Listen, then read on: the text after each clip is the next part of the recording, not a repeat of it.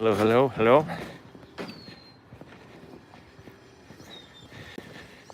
How's my audio, you guys?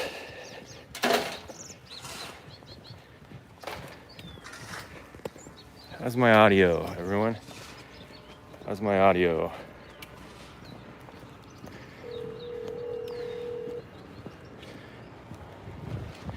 Check, check, check, check. How's my audio?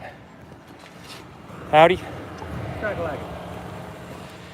Audio sounds good, all right. How about Rob's audio? Can you say something, Rob? What's up, y'all?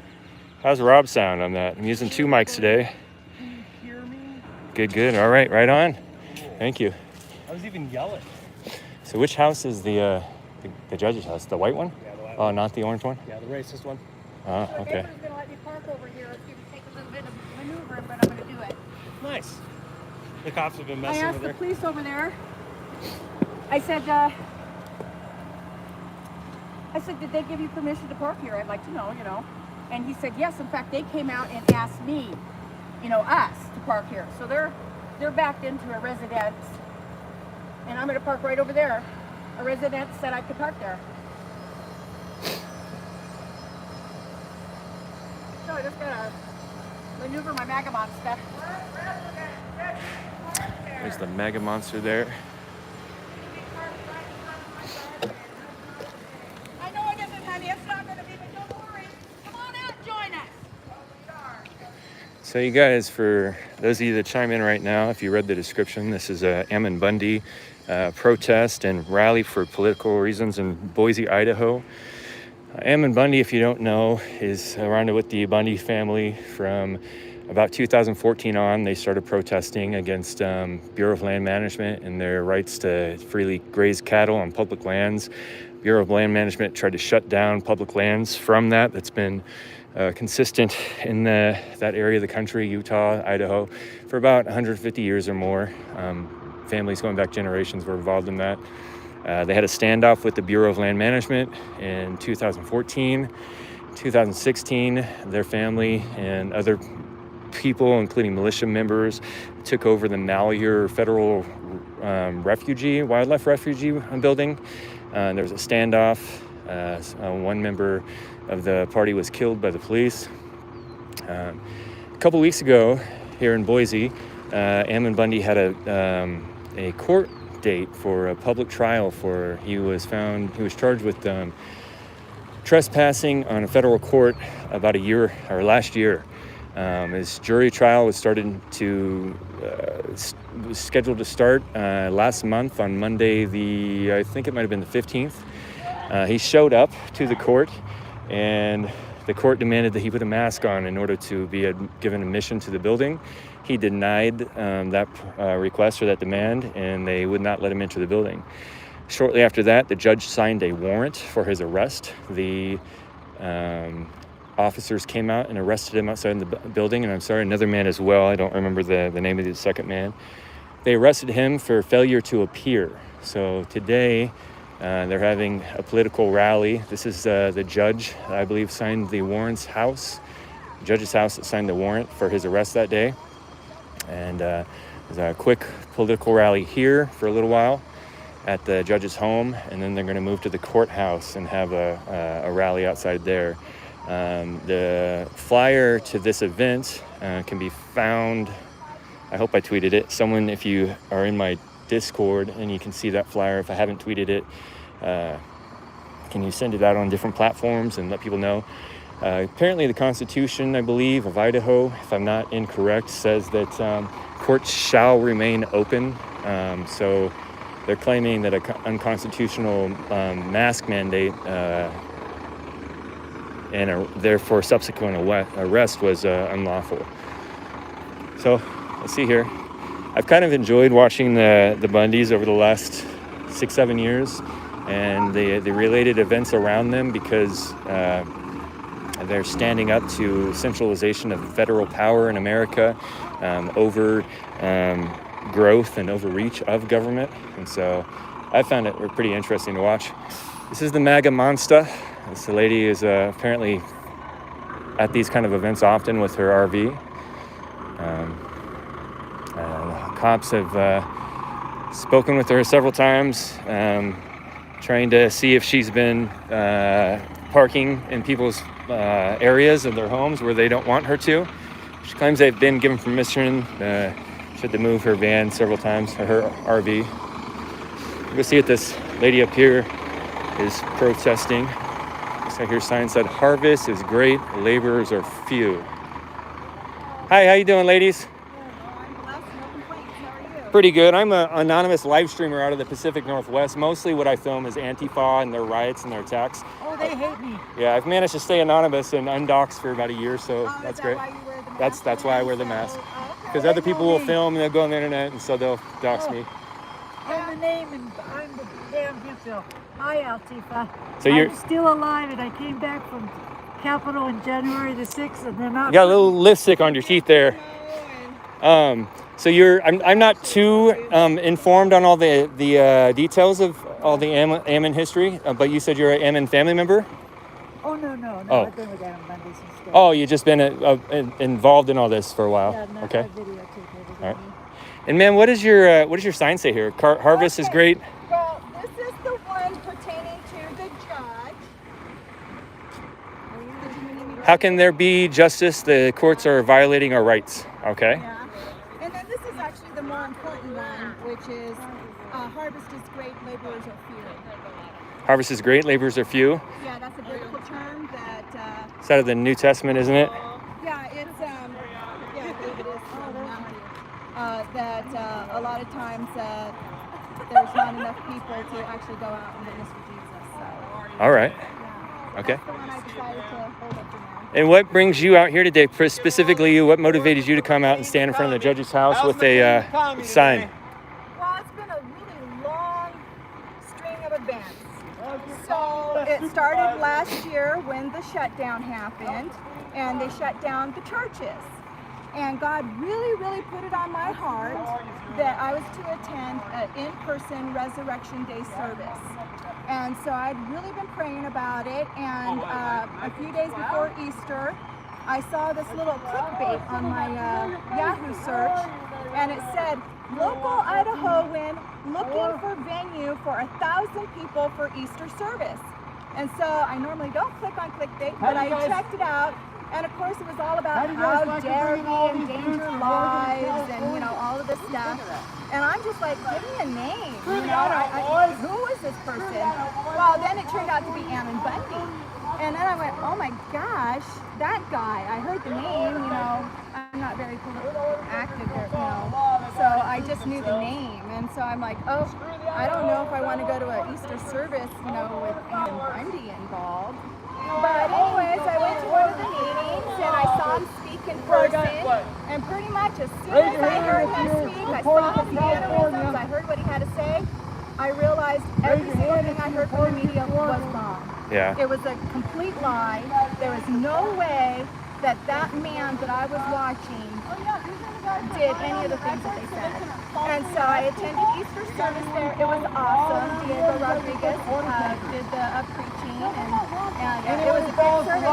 And so I've been involved with it, people's rights since then.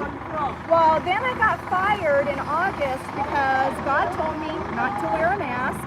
And so I told my employer I was not able to wear a mask. And they told me that they were going to consider it a voluntary resignation. Obviously, semantics. I don't agree. They fired me. If I had attempted to go back into that building, I know they would have called cops and I would have been arrested.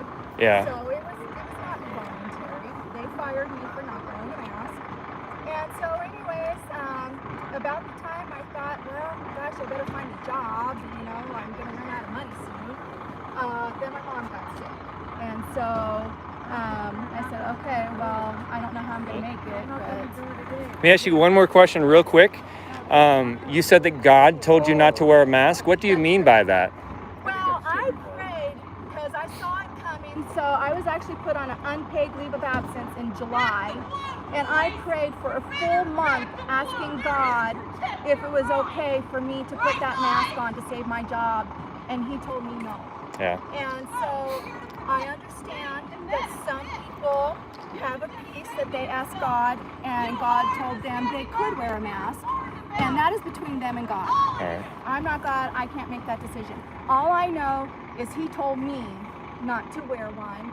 And I actually think that 90% of the Christians didn't ask God what he wanted. Yeah. They heard the CDC, they heard the WHO, they heard whoever telling them that they had to put one on, and they just put one on without thinking. For the ones that did ask and they were given permission, then fine. That's between them and God. All right. Well, thank you for sharing your point of view.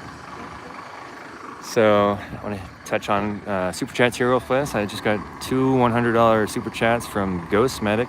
Send me a message. Make sure you meant to do that, but I appreciate that. Thank you so much. Got some doggo picture emojis on there. Thank you. Appreciate it. So for those of you who don't know, we are in front of a judge's house in Boise, Idaho. 2 to 3 weeks, 3 weeks ago-ish, on Monday, March 15th, I believe, Ammon Bundy had a court date for a charge from last year of trespassing into a court. He showed up for the first day of his jury trial and refused to wear a mask in order to enter the building. And then they refused to let him enter the building. Shortly after that, a judge signed a warrant and had him arrested for failure to appear. So Ammon Bundy and his family and the group that is involved with him have been protesting and doing certain actions against the federal government and what they believe to be overreach of power over unconstitutional acts and that sort of thing. So we're here today for a political rally in Boise, Idaho. Isn't this our BLMer from Pam's videos? This is our BLMer, right? You're the guy that you So this guy is filming kind of weird. He's going up to like one by one to people and like scanning them on video. So, all right. So it's a political rally today, just to kind of gather public awareness that the courts are doing this, and for Ammon Bundy to stand against what they are saying is, and I tend to actually agree a little bit, overreach of America, overreach of American government and policing. Man, what does your sign say? 88 court employees lie on the record. Their officers block people from entering to charge them with failure to appear. So here's Joey Gibson arriving. How you doing, Joey? Joey! Oh my God. How you guys doing? Pretty good? See, hi Casey. How are you? How you doing? Pretty good, man. Protecting and serving the shit out of you. So Joey Gibson from Patriot Prayer is arriving. I believe he's got a speaker system and he's going to be giving some words here. Casey Whalen's in there. So I didn't get a chance to ask you any further. My name is Villain Report. I'm an anonymous reporter out of the Pacific Northwest. I mostly film Antifa and the riots and that kind of thing. That's why I keep masked up so I don't get doxxed. I've made it a year so far. But what's your message here with what your sign says? Well, basically, Ada County officers, including the city of Boise, so Ada County Sheriff, city of Boise, as well as court marshals, blocked people from entering the courthouse and then arrested them for failure to appear. Yeah. And they do it over and over again. So they're submitting lies. So this has happened before. It's not a one-off with Ammon Bundy on the 15th. It was happened multiple times before Ammon Bundy. This man right here, David Pettinger, same thing. that man with the GoPro vest on is David Kessinger? Pettinger? All right. And I don't know if any other arrestees are here, but we have 8 to 10 of them that these guys stand in front and block you from entering the court, and then they lie on the record and say you weren't there, so that then they can kidnap you and torture you in the jail. Thank you for showing your point of view, ma'am.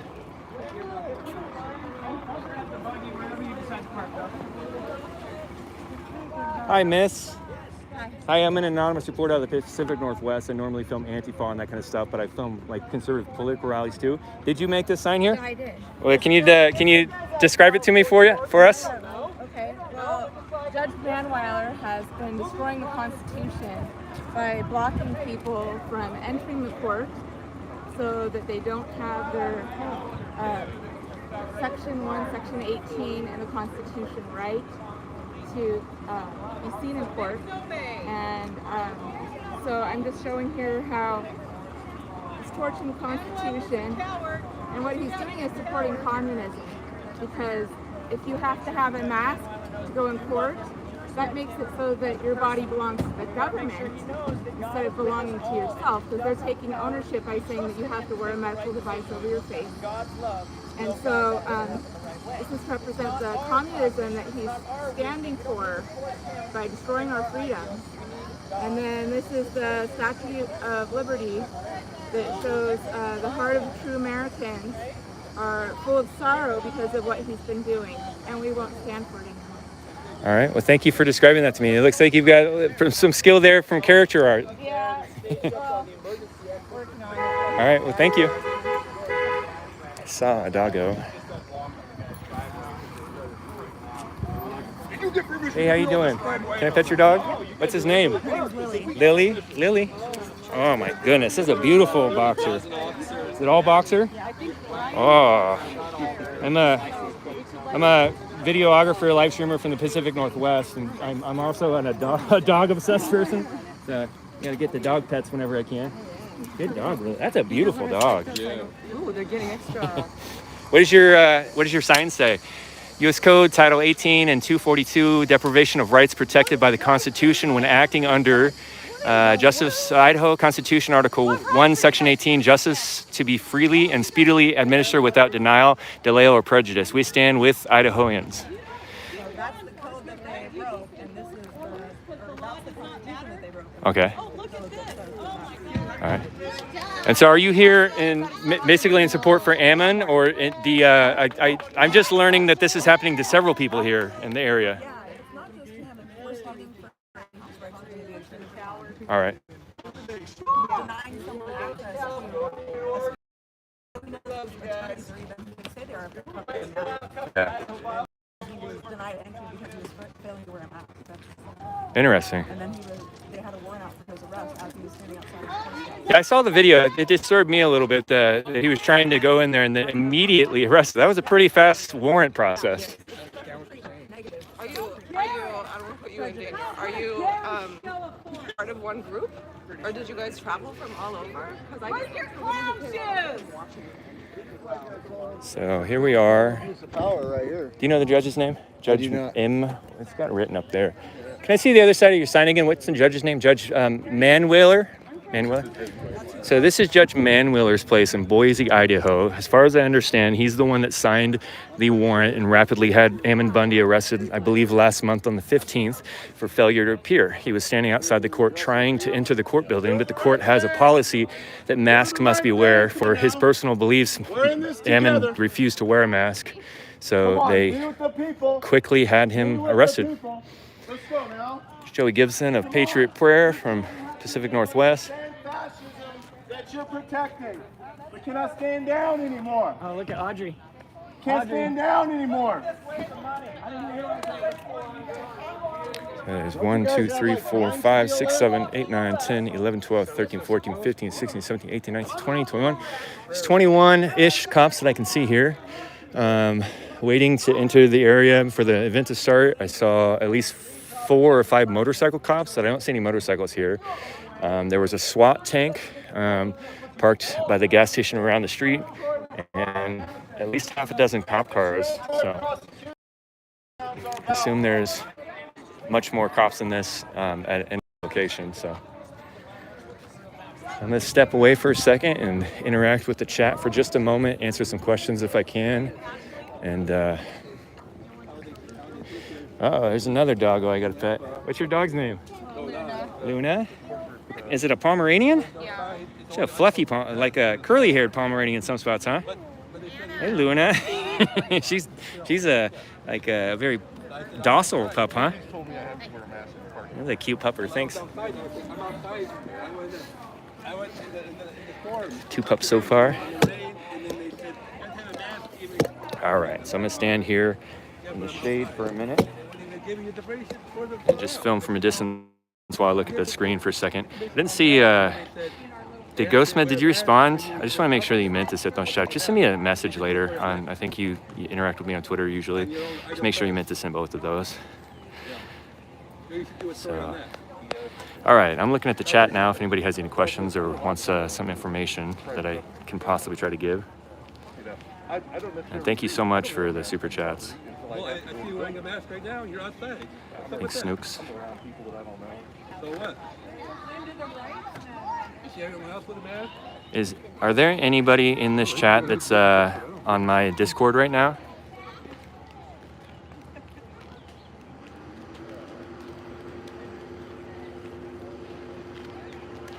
How long was your drive there? It was like 6.5 hours up.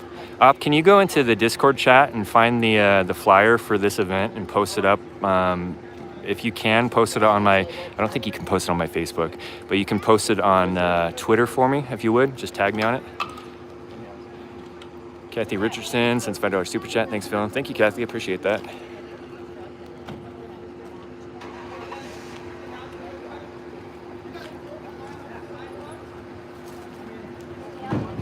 Hey, no, man, I didn't mean to sound like it. I'm just trying to speak up.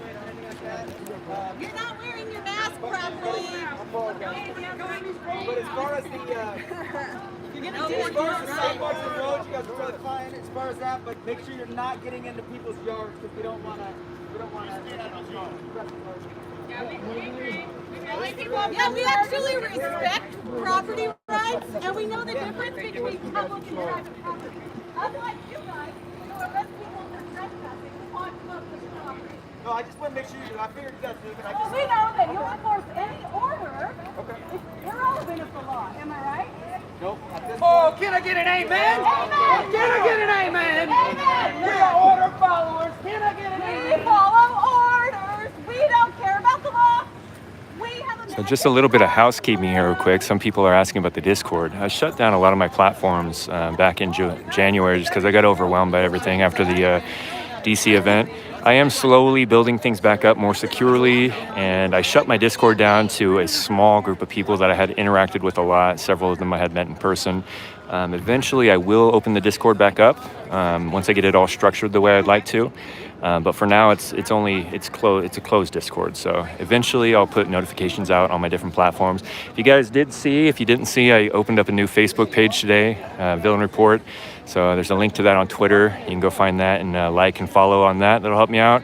I'm gonna have to get to certain numbers on that again. I had around 10,000 before they shut it down, or more, and I have like 5 now today. So. All right, look at the screen a little bit more. What's the location? John says this is Boise, Idaho. This is Judge Manweiler, I believe I'm saying that right. This is his home.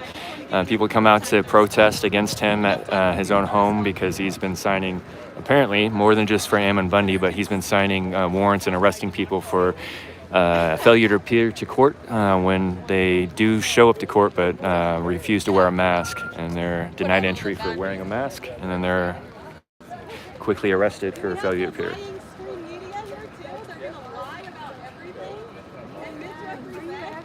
So not seeing too many. I see Op chiming in and Patriot Mama. Is there anybody that I'm supposed to mod today that's in here right now? Eye on us from the sky. Oh, they're all loaded up, huh? Yeah, they're up there. We got a drone over here.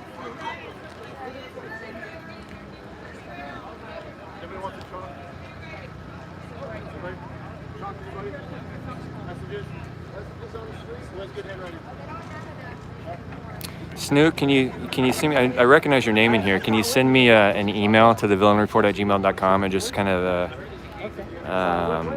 give me a little bit more of association between your different accounts and who you are? It's hard for me to keep everybody straight on this platform, on all my platforms. Yeah. So we've got a police drone up there. You guys can see that. It's probably way too far up there. But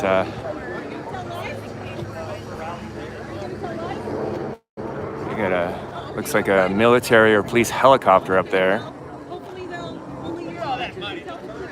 But that's a police drone up there filming. It looks like a pretty hefty duty, expensive one.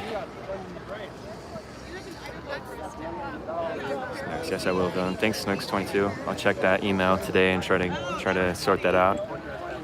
So there's not too many people here. I don't know if there will be more people at the courthouse or what, but see, there's about 20 cops visible in the area, and maybe 30 plus people-ish coming to protest. So. How you doing? How you doing, man? How you doing? You came all the way from Pacific Northwest, huh? Yeah. Yeah? What's the chalk for? Just writing peaceful messages. All right. You know, on the road, just to kind of leave a message for the judge. Just hoping that the judge does the right thing, and we're out here to just encourage him. So, all right. It's kind of been something that we started doing since the lockdowns. Just go to people's houses and send a message and let him know that the people are going to stay united. We're not going to stand down. All right.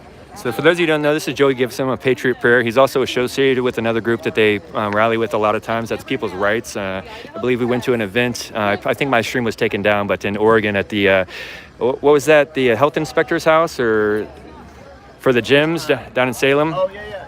That was the health inspector?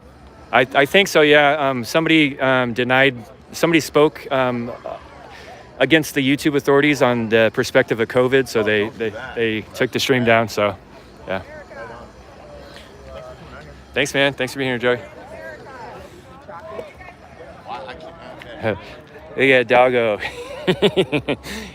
She knows how to be comfortable, huh? That's a beautiful dog.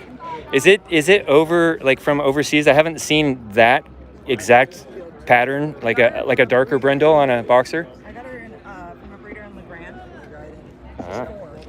Pretty dog. Let's come talk to her again. My mic, yeah. The mic looks like a fuzzy toy, doesn't it? Hey, Luna. You're gonna smell Mike? Lily, sorry. The other dog is Luna. The little Pomeranian over there. Oh, they see each other. Lily. Hey, pup. Oh, my goodness. You're a beautiful dog. Strong. I bet you can hike her for a while, huh? Yeah. I've been building her up on weight, too. Oh, good pupper. I'm glad you brought her out. Made my day a little better. Get some butt scratches. Got a little stumpy wiggle tail. Oh, yeah. Wiggle butt. It's hot here today. A little bit. Stand in the shade for a minute. So they're up doing some sidewalk chalk art.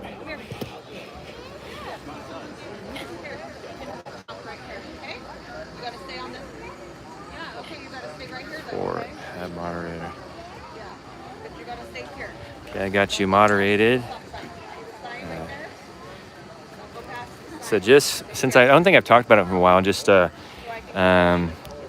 my moderators, I know most of you know, just try to let people have talks and let it be gritty and let people disagree. But you can't let people target, harass people or troll in here. If they're just purposely causing problems, just feel free to have a heavy hand to block and remove them, time them out, any of that kind of stuff. If people are using certain words that you know are not allowed on Twitter, if people are saying things intentionally or unaware that they're saying things that are going to get the stream dropped down, just delete their comments for me if you would. If anybody's giving quote-unquote misinformation, that is not allowed on YouTube, so that will get my channel shut down. So that stuff has to be removed.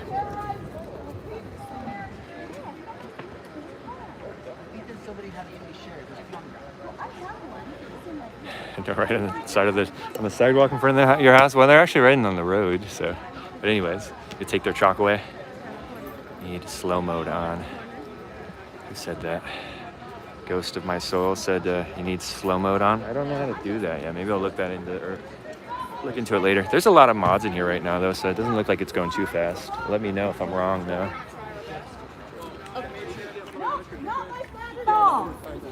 These guys are here. I'm jealous of this boxer. I'm not usually a big fan of boxers because they're too tall and skinny, but this one's a little stubbier and beefier. I like him. Her. A cool dog. Let's go see what they wrote over here in the sidewalk truck. I don't know if you can see it with the bright sun or not. I can hardly see my screen really. Thin blue line. Where is the line you won't cross? That's what it says. The sidewalk chalk. Thin blue line. Where's the line you won't cross?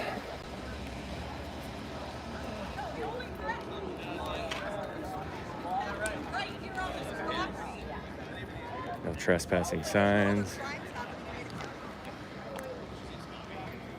This guy. Oh, they don't care about that. They just need I'm not sure if Joey's Guys, going I to lead. think we need to define what you mean by the word love. Everybody has a different concept. When you love someone, you defend their right. I You would think respect so. their choices. Exactly. We're just giving Manweiler and the Boise City Police and McLean, we're just giving you guys some tough love. We just want to direct your path. It's just kind of like, we just have to spank you a little bit because you guys are a little off course. I don't spank. Love written on the ground and sidewalk chalk there. Try to talk to this guy here. You know, you got to give you a little spanking. You guys have kind of lost your way. So, you know, we just have to let you and Lee and McLean and Manweiler, you never know. Yeah, thanks again, Ghost, for those super chats. Appreciate it. It's not, I mean, it's for your own good. It's because we love you. We love you. Hey, how you doing, sir? Good. What's up? I'm an anonymous reporter out of the Pacific Northwest. Anonymous reporter. Yeah, I'm Do you have a face? I keep it off because I film Antifa, so I keep. You're anon. You're Yeah. anonymous. Yep, I've gone a year without getting doxxed by Antifa, and I film them, so that's the point. But anyways, I heard that you were in a similar incident as Ammon was, and you got possibly arrested for failure to wear a mask. Yeah, I got arrested. Come on, David! Hold it right there. Are we rounded up? Come on! Law-abiding citizens do not go to jail. Let's go, David. Do the right thing. Come on now, we're in this together. Oh, I know. I thought he was calling me. I was like, what, Joey? Is it time? Is it time for me to go? It's like, where am I going? I think that David's also that judge's name. I got arrested finding. Do you mind saying your name or? Yeah, it's David Pettinger. David Pettinger. I got arrested fighting the mask mandate. I got to stand back a little bit, get you in frame. I just wanted to be out of their way. Okay. So they wanted to make it a misdemeanor. The communist boss working with Central District Health wanted to make it a misdemeanor if you didn't wear a mask. And so mandates are unlawful, which they may or may not know that mandates are unlawful because the legislature makes the laws, not the mayor. So it was an unlawful mandate. In America? Yeah, in America. America. So I got arrested for fighting, for protesting those mandates, and so I have been shackled up by these homeboys and the people that run them, fighting this idiocy. But most of these guys don't know. You just wear it because you haven't even researched it. You guys wear it because you don't even know. You don't even know. You haven't even spent the time to research what you're doing to yourself. Future of the country depends on law enforcement and the decisions you guys will make coming up. Things are going to get real tough. Making it harder for our children. Can you describe specifically what your incident was? Yeah, so I was protesting on the get harder and harder for law protesting on the sidewalk at Diana Lacciondo's house, and they can look it up. I mean, Diana Lacciondo's CDH protest. Swear an oath to the Constitution. And we made a lot of noise, and we got arrested for making noise protesting her mask mandates. So I was on public property like this, and was arrested, not on site. These officers and Manweiler actually signed the warrant, but they hunted me down and got me hooked and booked, and it was a waste of taxpayer dollars. So now I'm gonna take these sons of bitches to court. So your official charge was being too loud while you were protesting? Disturbing the peace, yes. Okay. Yeah. Because you were being loud? Yes. Okay. On public property from 5:15 to 5:30. So And protesting Central District. You were Health. protesting against the mask mandate? Yes. But you didn't actually get in trouble for not wearing a mask for any reason like Bundy did? So it's kind of a different situation? Not into the courthouse. I was protesting their attempt to add an enforcement mechanism with fine and jailing. Okay. I was ultimately arrested for that piece of it. So I was arrested stopping the illegal mandates, protesting the illegal mandates was what I was arrested for. In your opinion, have you seen areas in the country where a lot of lawmakers are starting to try to rule by decree and mandate rather than having things legislated? Oh yeah, jump in. He's going to jump in here. All right. Yeah. David, we're here to peacefully redress our grievances, to stand up for this beautiful country, the United States of America. We have too many people are laying down, and allowing these elitists to destroy this country. This is the United States of America. Law-abiding citizens do not belong going in jail for not wearing a mask, period. Do not participate. Do not participate in this takeover. Okay, I want to explain something to you. Hong Kong was free almost a year ago, and they used COVID. They completely destroyed that city. China took it over. That is what COVID is about. That's what they're trying to do here in the United States of America. This is just the beginning. This is just the beginning. They're going after Ammon Bundy because they thought that he's an easy target, but he is not. It's going to get worse and worse. Law enforcement, I want to ask you this question. How far are you willing to go to follow orders? How far are you willing to go? Because the future of this country is in your hands. Do you understand that? It is in your hands, and how many orders you are willing to follow in the United States of America. The truth is this, and this is the fact, okay? The Constitution is the law of the land. Period. Period. Your boss is not the law of the land. The judge is not the law of the land. The commissioners are not the law of the land. The governor is not the law of the land. It is the Constitution, and the people must take it back. We must take it back. It is my understanding that more people are going to get arrested because they will refuse to wear their masks. God bless them for that. We need the civil disobedience. We need civil disobedience, and we need people who are courageous enough to go to jail while you guys haul them in there. But the people will respond. Judge, if you're in there, I'm asking you to follow your heart and to do the right thing. Believe in your heart. Believe in your gut. I believe that if you ask yourself an honest question, if you're doing the right thing, you know the answer is no. Put the rapists in jail. Put the murderers in jail. Put them in jail, but not law-abiding citizens. God, I want to pray for this judge right here. I want to pray, God, that you know what, just show him the truth.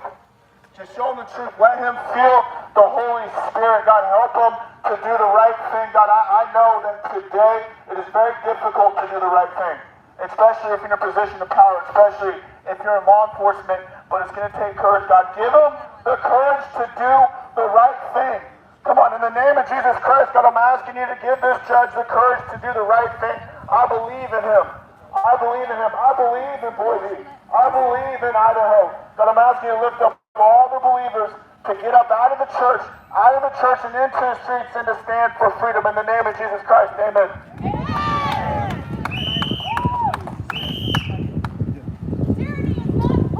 Wonderful.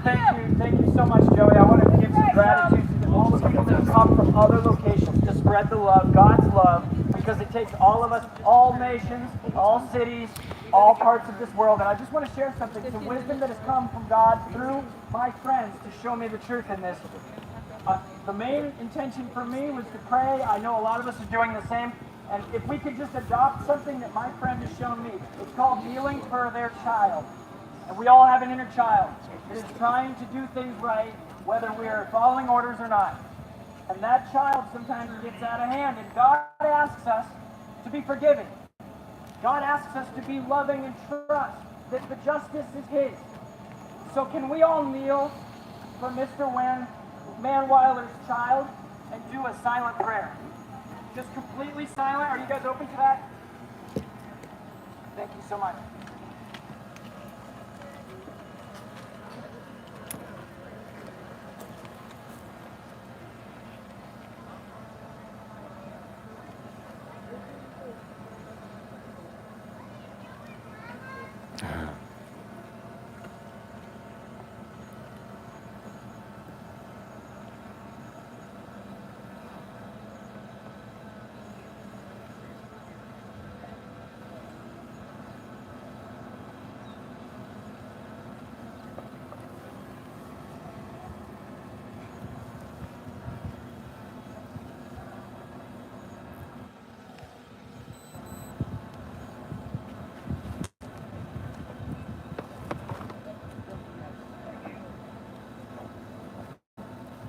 Thank you, whoever wants this. Hallelujah. Hallelujah. So we're all going to head to the courthouse. The point here was just to pray for the judge, not intimidate the judge. The only people doing any intimidation here are the officers. I mean, we're from Portland, and I'm sorry, but this is kind of a joke. This is sad. This is really, really sad. People run from Oregon to go to a red state, and the cops here are so much worse than the ones in Oregon. You guys, I'm a little shocked. I've been here many times at rallies, and every time I'm happy to go back to Washington, where our cops are, well, they're nicer. They don't try to intimidate you because they're always on camera. They're always held liable for what they do.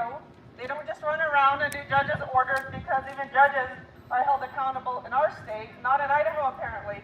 This is, I don't know, you guys, like we thought Idaho, the red state, people are coming here for a constitutional freedom, and this is a shit show. So I feel bad for you guys, I really, really do, because we know we're doing the right thing, and I know you guys know you're not on the right side. I know you have your orders. I was born in a communist country, and let me tell you, when all of this in a few years, you are on the wrong side of the law. You are absolutely on the wrong side. So we're going to head over to the courthouse and have a rally there and have them here protect their hopefully not corrupt judge. Hopefully the judge makes the right decision and drops the case and stops this show. For those of you who don't know who Ammon Bundy is, he didn't do anything wrong. The federal government spent $1/3 billion trying to convict him when they screwed up, and he walked free. And they know that, and that is why they're going after him. For those of you who have not read his story, I would read it, because he stands up for the Constitution. He stands up for the law of the land. He doesn't stand up for corruption, and that's why all of you guys are here today, because he did nothing wrong, and you guys did. You guys are trying to show a force. You guys are trying to find anything to arrest anybody for any minor reason, so you guys can justify what you guys are doing out here right now. So we'll see you guys at the courthouse. God bless you guys, honestly. I hope this stops, because if this is happening in Idaho, this is really sad. Our country is in a very sad state right now. God bless you. Pretty sad that they ordered you to wear your name tag. You're disgracing your family. I saw a super chat, $5 from Kathy Richardson, says, hit the thumbs up for YouTube for Villain. Thank you guys. Thank you so much. I appreciate that. Let's see. Hey, how you doing, sir? Are you dressed? Are you Winnie the Pooh? I'm supporting kangaroo courts. Oh, okay. Okay, that makes sense to me now. I couldn't tell if it was Winnie the Pooh or Pikachu. All right. Are you local here in Idaho? Yeah. So I'm hearing, don't have the data or the information, but this isn't just happening to Ammon Bundy. I know he had another guy that same day. 7 or 8 other people. Yeah. He's not the only one. And look, I'm of Eastern European descent. I'm named after my great uncle who was run out of Cuba at gunpoint by Che Guevara's goons. My dad lost his business in Jamaica when a democratic progressive socialist took power, took it from him. So, this is what we got, people. I lived and studied in Eastern Europe. I was a student at the university in Czechoslovakia. Same university Václav Havel was at. And, when there's happening that's going on, it really concerned because it feels just like that. People are afraid, people are scared, the judge is out of control. Once again, and I go back to Martin Luther King Jr. thing, he was arrested 29 times. And, it's really sad to know that one of the most celebrated figures in civil rights history had to go through that we had such a sad system that you got to get arrested to make a difference. But like I said here now before, how would you like to have been one of those officers to go down in history, to think to your kids and your wife and your family that you were the one that put that man in jail? Yeah. It's disgraceful. But you got to make choices, and you got to pick the side of history you want to be on. And I just hope they figure that out before it's too late. All right. I gotta go, homie. Okay. Let me ask you one more question real quick. You said Jamaica, Cuba, Eastern Europe. What brought you to all those different places? That's my family side, but I studied abroad for Eastern Europe. So. All right, on. Yeah. All right. Well, thank you. We got to head to the courthouse, I guess.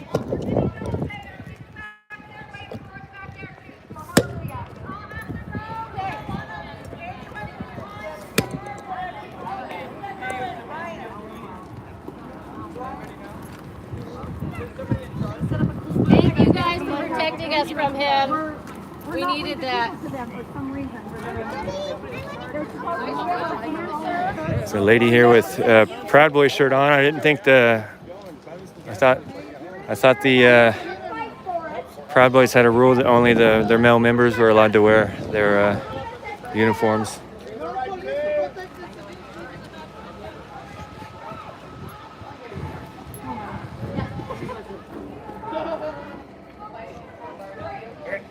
Just gonna turn mine around onto my face. I'm just gonna keep it and we'll talk on the way. You want to, or you want to shut down? That's fine. You can do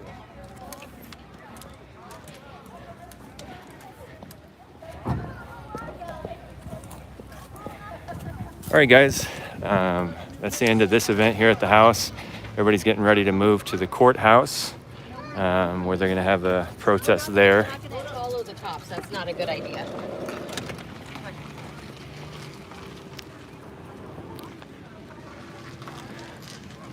Pay attention to the neighborhood and everything. Oh, there's the cop car, or the motorcycles. All the extra cop cars I was looking for. I don't know where they have the SWAT vehicle though.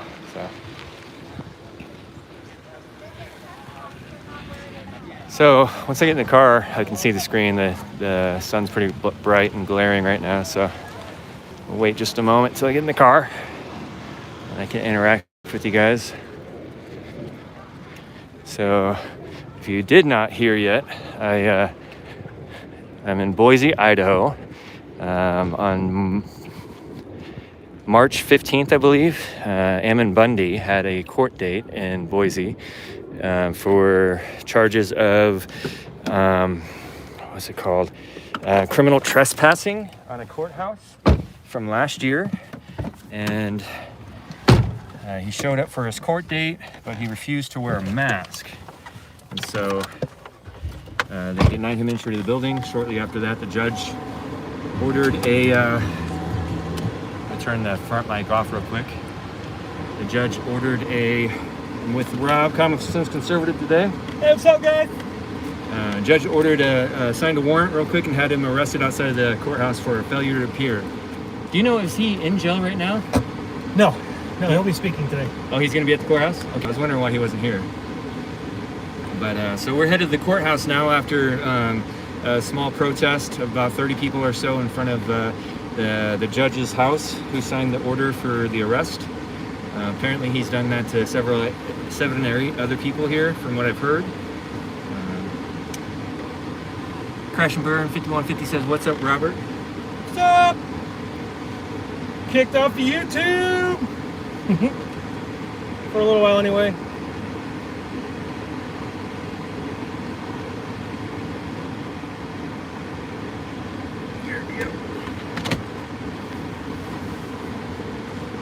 So, what do you guys think about that? Like, one thing I've been talking about a lot with the political rallies on the right is they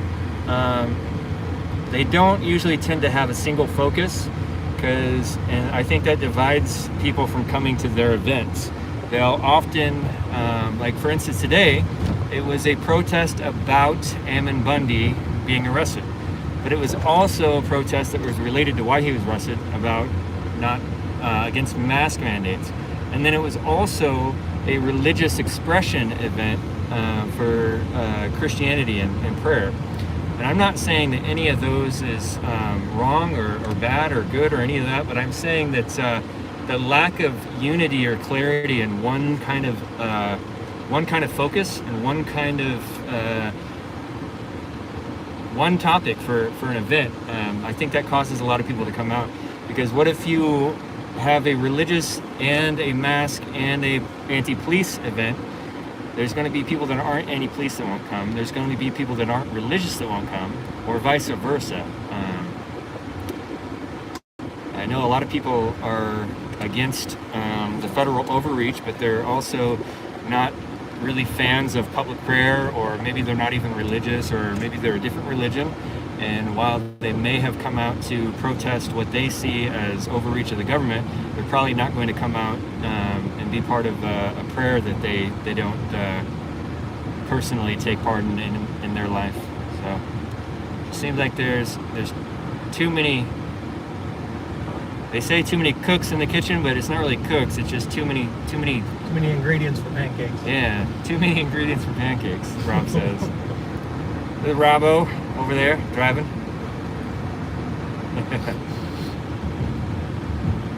What do you guys think? How long is this drive? We got like, what, 15 minutes? 10 minutes. 10 minutes? A 10-minute drive to talk to you guys. Anybody's got any questions?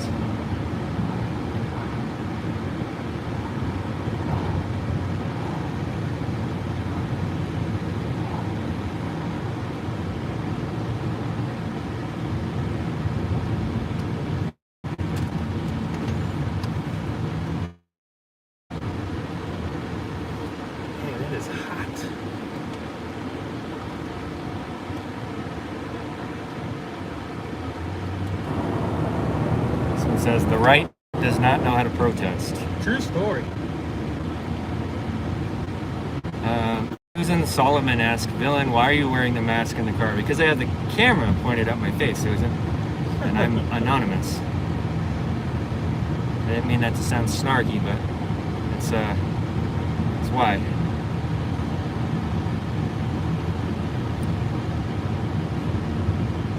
Look out the window and show you a little bit of Idaho.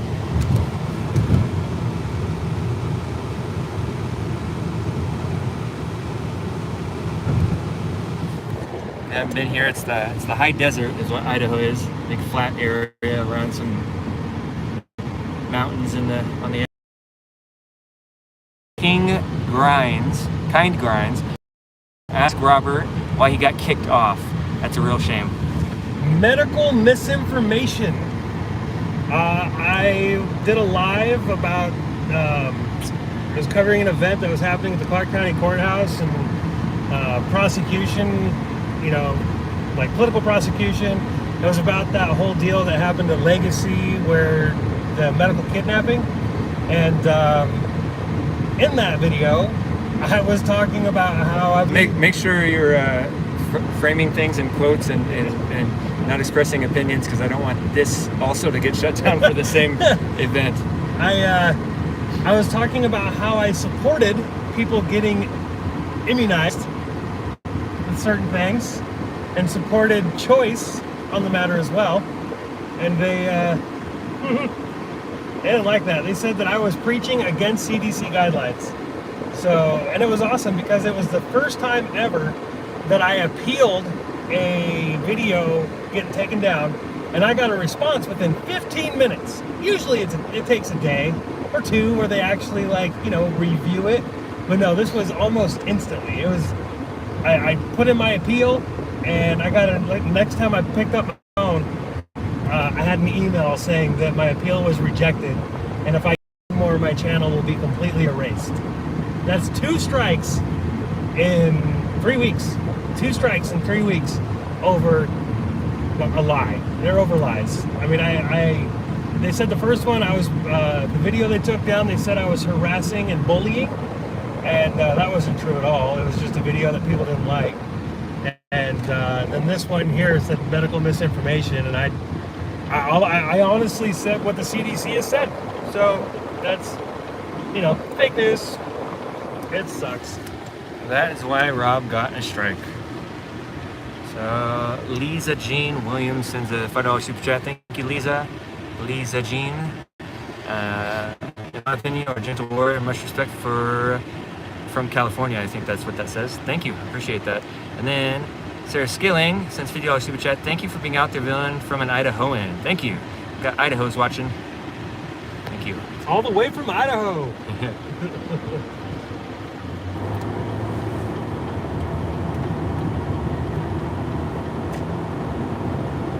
Snooks22 says, tell Robert he's great.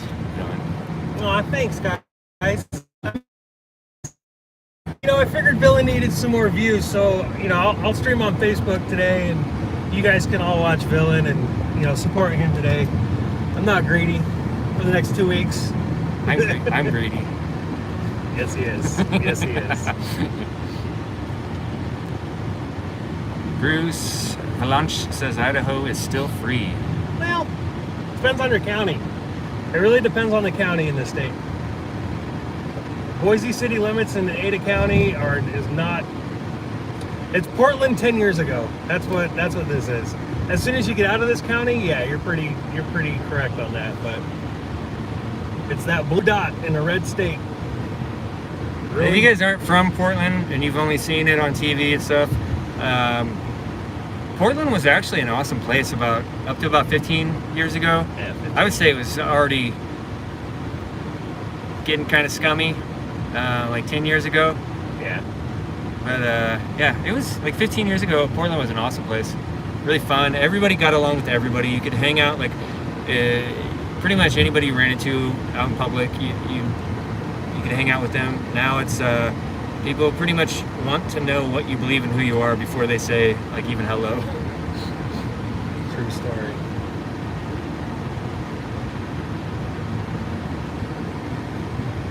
Shout out again to Ghost VA to PA. Thank you for the super chats. Really appreciate that.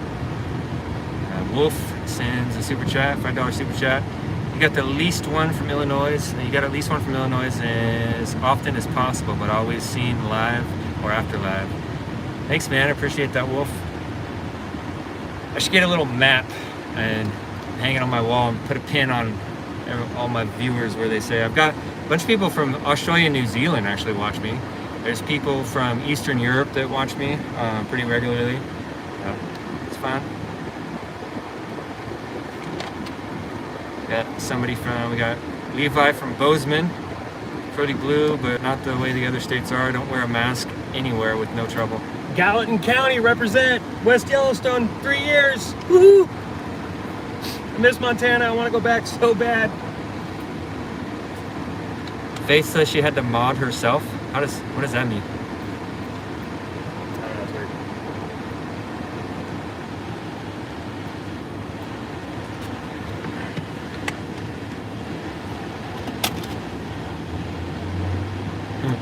Bring back the elk to the streets of Portland. Where is the elk now? Antifa got it back, didn't they? The Antifa elk or the actual elk? The nightmare elk. I think it was destroyed in Salem. Huh. Yeah. So JP says bring back the elk to the streets of Portland. Are you talking about the actual elk. Beautiful original statue elk? That was one of the coolest things about downtown Oregon. That fountain was a pretty beautiful little place. They can't put the elk back because it's currently a home for somebody. There's a tent where the elk used to be, and they would have to evict that person, and they don't do that in Portland anymore. So, yeah, it's going to be a while. Hobos don't get evicted in Portland. People that pay for an apartment get evicted, but hobos don't. Yeah. Unless they're in a rich neighborhood. If they're in a rich neighborhood and they took over a park and enough people complain, then maybe they might get, an eviction notice, but yeah.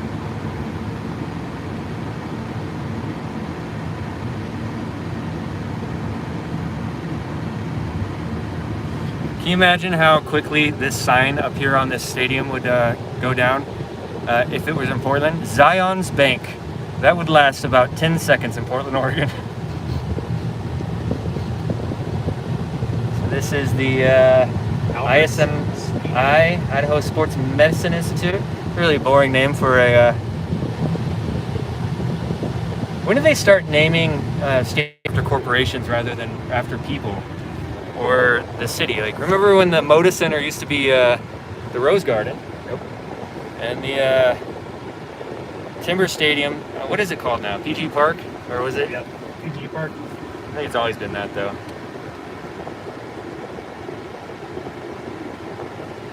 It's because corporations buy them.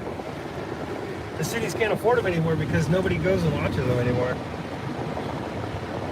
I've never been a fan of sports ball. It always bewildered me. I can play sports a little bit and enjoy it a little bit. I watch sports for a couple minutes, but it's always bewildered me that people will sit down and watch other people play sports. It's like, to me, it's like on the same level as sitting down and watching a group of people play Monopoly, but not playing it, but just watching them play it.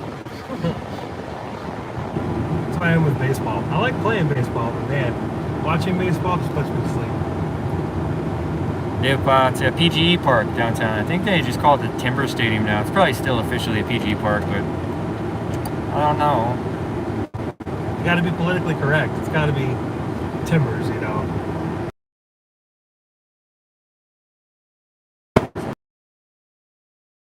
About Faith, if you guys want that Villain Report, Venmo, $Villain Report, or it's at Villain Report.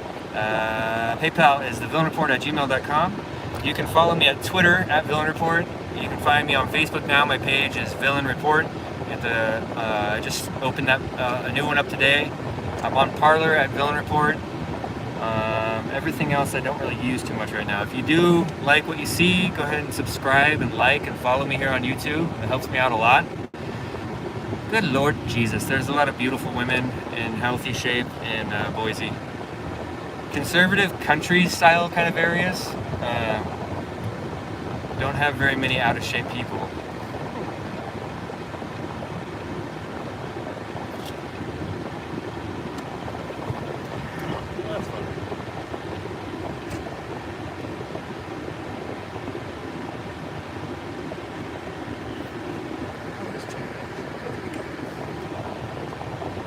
Dr. Dodd said today's the first day he's not watching baseball for the rest of my life because Major League Baseball decided to get woke and pull out of the Atlanta destination for the All-Star game. I don't know what all this means, but I assume it's like their sports beauty pageant yearly. It's like the big beauty pageant for the baseball. It happens in Atlanta. Georgia just passed a law. They added the times or PM to it to make sure it wasn't as AM. And they in the law it says they're welcome to in the counties to order them to stay open longer. They can stay open longer, but it's been taken as like an anti-voting bill. It doesn't seem like that's what it is. But anyways, Biden hopped on the shame wagon and shamed the state of Georgia and encouraged the baseball team to leave. So there's going to be a lot of jobs and a lot of economic.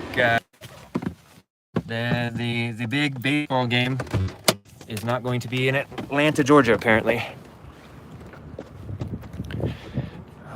All right. My backwards camera back onto my belt loop. And then we will flip the camera around.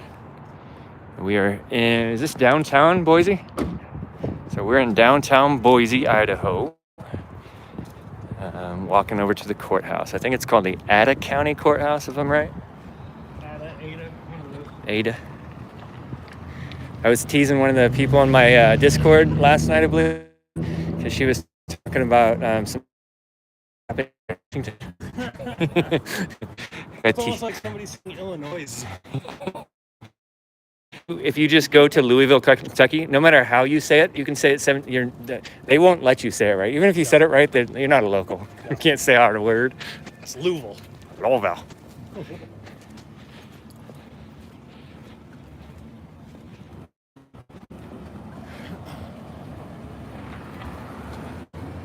All right, guys, here we are at the Ada County.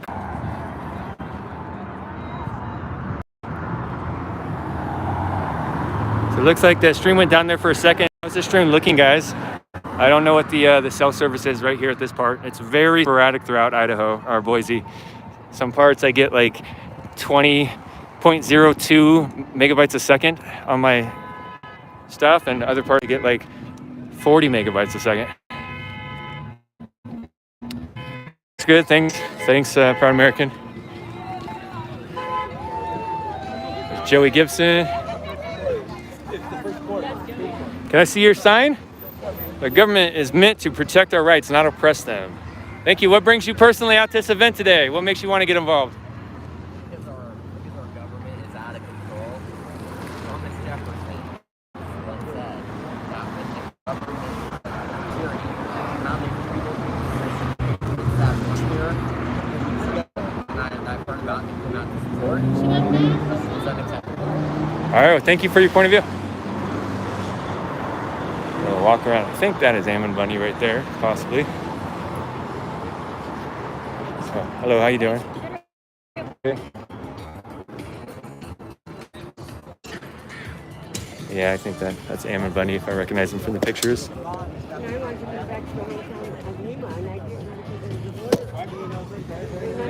In Idaho, they're going to open our border to the ocean. China owns some of our property, so I'm going to go through the border. Yeah, exactly. It's true. I hear you.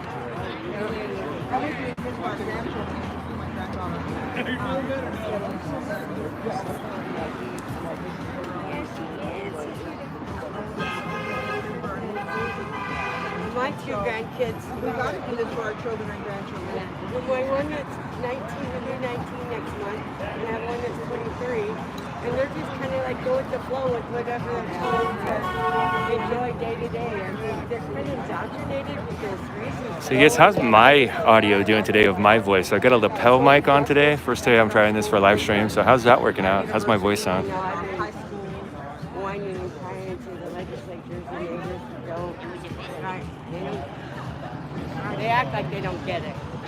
Yeah, but they do. Hey, Ghost Medic, I gotta delete that on there. Ghost V2. Who are you, man? Hold on 1 second. I gotta delete a comment here real quick. Okay. I can't delete it. Faith, can you delete those comments from Ghost VPA? Hi, I'm Villain Report. I'm an I mostly focus on filming the riots and unrest caused by Antifa and BLM, and I go to some political events. So, I got into a fight with the guy at Jackson's over I wear a mask not because of COVID, but because of I'm anonymous. I film those events. I'm not going to that. Then I'll let you out of here. This is a public property. I don't want you here. What you do is Hey Rob, this guy's trying to attack me. I'm not trying to attack Back me up Put here. your mask down. No, I'm not going to. You can talk to Joey Gibson. He'll be here in the moment. I'm known by this crowd. I'm anonymous because I get attacked by Antifa and I keep from getting dogs. That's all. We've had too many people. I vouch for. I've got to vouch. You got to calm down. This is a public event. You cannot act like Antifa and BLM and attack people. Just walk away. You cannot attack people. I'll tell you why. It's because we've had too many death threats. I need you to stay a distance from me. You're getting my bubble. I need you to stop acting aggressive. I'm not going to attack you. You're not going to attack me. Stay the fuck away from me. I'm tired of people doing death threats on us, okay?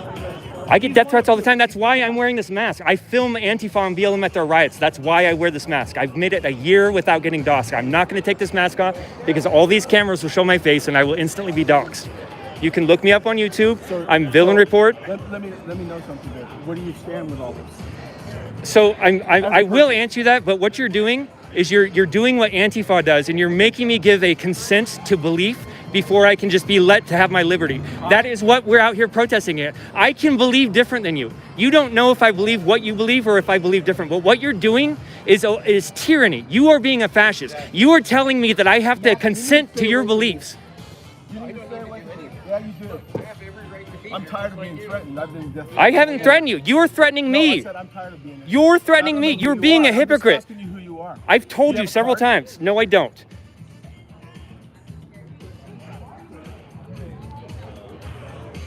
I just hope you're not the other side. I've told you who I am. You can look me up online. I'm on Twitter. I'm on YouTube. What's your name? I go by Villain Report. I'm an anonymous live streamer, citizen reporter. I film mostly riots. Listen, I'm old. I don't do social media stuff. You know what I mean? So I'll have somebody look it up. And the reason why my concern is this is we've had so many people we've had people do things to different individuals here. Do you know Joey Gibson of Patriot Prayer? Are you familiar? He just drove by. He'll be here in a moment. He personally knows me. You can talk to him. All right. I'm gonna stand my ground though. Do not act like this. You are acting like Antifa and BLM. No, you know what I'm acting like? I'm a protector. I am a protector. I could have the complete opposite beliefs of you, and until I tread on your rights or try to harm you, it's none of your business. But I don't know what you're doing. You don't get to know what my beliefs are. You don't get to go around. You're acting like them. I'm not acting like them. I'm not burning houses down and stuff. You're threatening me. You're one of them, that's why. Fuck off. Yeah, you fuck off. I have been giving you enough grace. I've walked back like 15 feet from you so far to give you space politely. Are you here to document what we're doing so you can get all of our facial recognitions and stuff? So I can get all your what? Facial recognitions. Look at all these cameras here.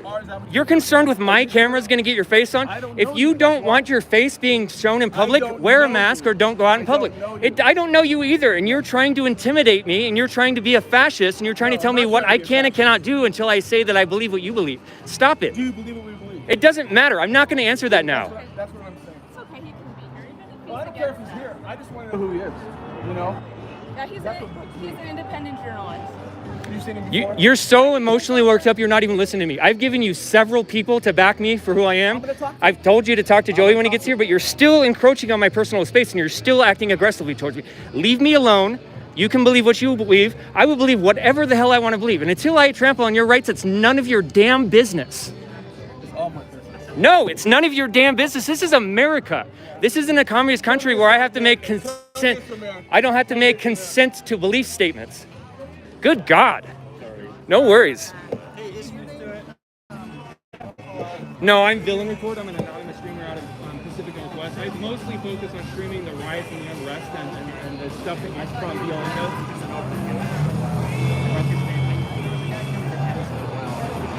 No, I'm a good guy. Joey Gibson, picture therapy here in a minute. He knows who I am. I know.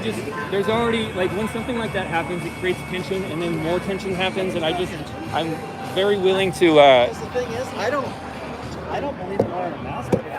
I only wear the mask because I film riots, and they try to dox me, and I've kept my identity from getting doxxed. Last time he was here, he was the one that got pushed to the ground. That guy that was Yeah, okay. had to go to the hospital and got all hurt.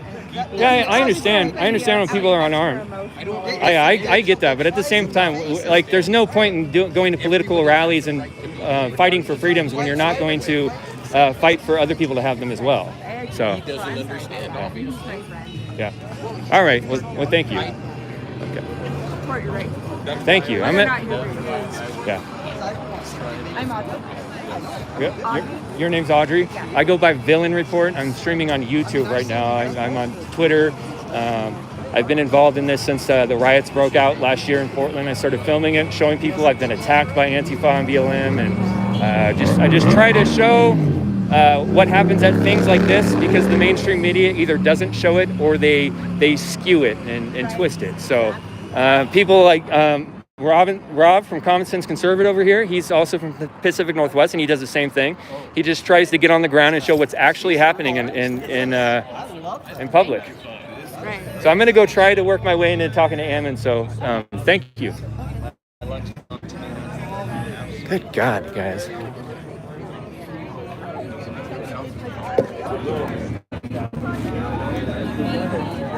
Hey Joey, can you do me a favor? I just got nearly attacked by this guy right here in the ponytail here, right there at the post. Will you just go tell him?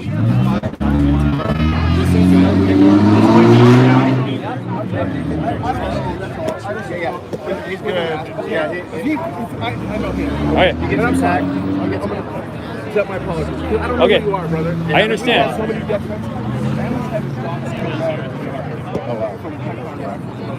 So I watch everybody. Hey, Casey. Hey, how are you? I understand why tensions be hard, I'm sorry, but we can't do what they do though. We can't attack people just because we don't know who they are. You had a mask on. I don't know who you are. I understand. Hey, he gets attacked. That's why he covers his face. He told me that. All right. Thank you. It's understandable. People who show up and stalk. It's a little drag to come out here. It's not typically the thing, but I've been very interested in the Bundy story the last few years. So yeah, I'm something I wanted to come out and and just so you know, you are live stream on YouTube right now. Okay. No, I don't know why.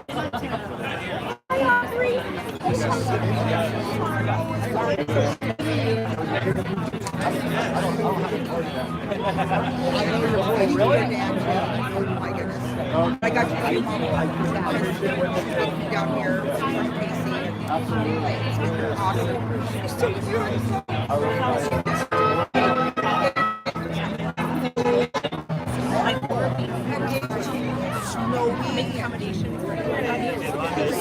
Yeah, I know a couple of business owners in Oregon, and the things that they'd have to go through just to keep their businesses, like they're already having a hard time because of COVID, but then all the regulations, like I talked about right in front of the door. You can't tell if it's not clear what the reason for an action is. You gotta like deduce the reason from the motivation from the action. So if the outcome is for businesses to go and operating, that may just very well be. So he has Monday morning. I'm glad. I thought we were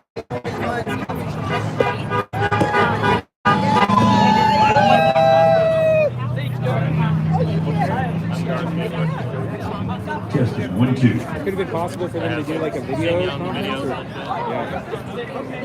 Saw the one last night. You guys driving around. Thank you.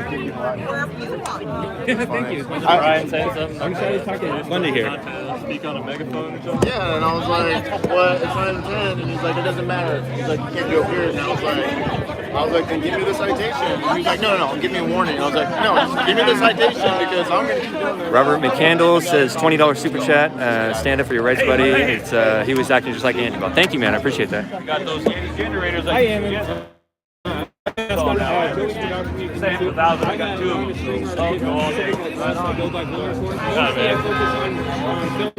You gonna stop, right?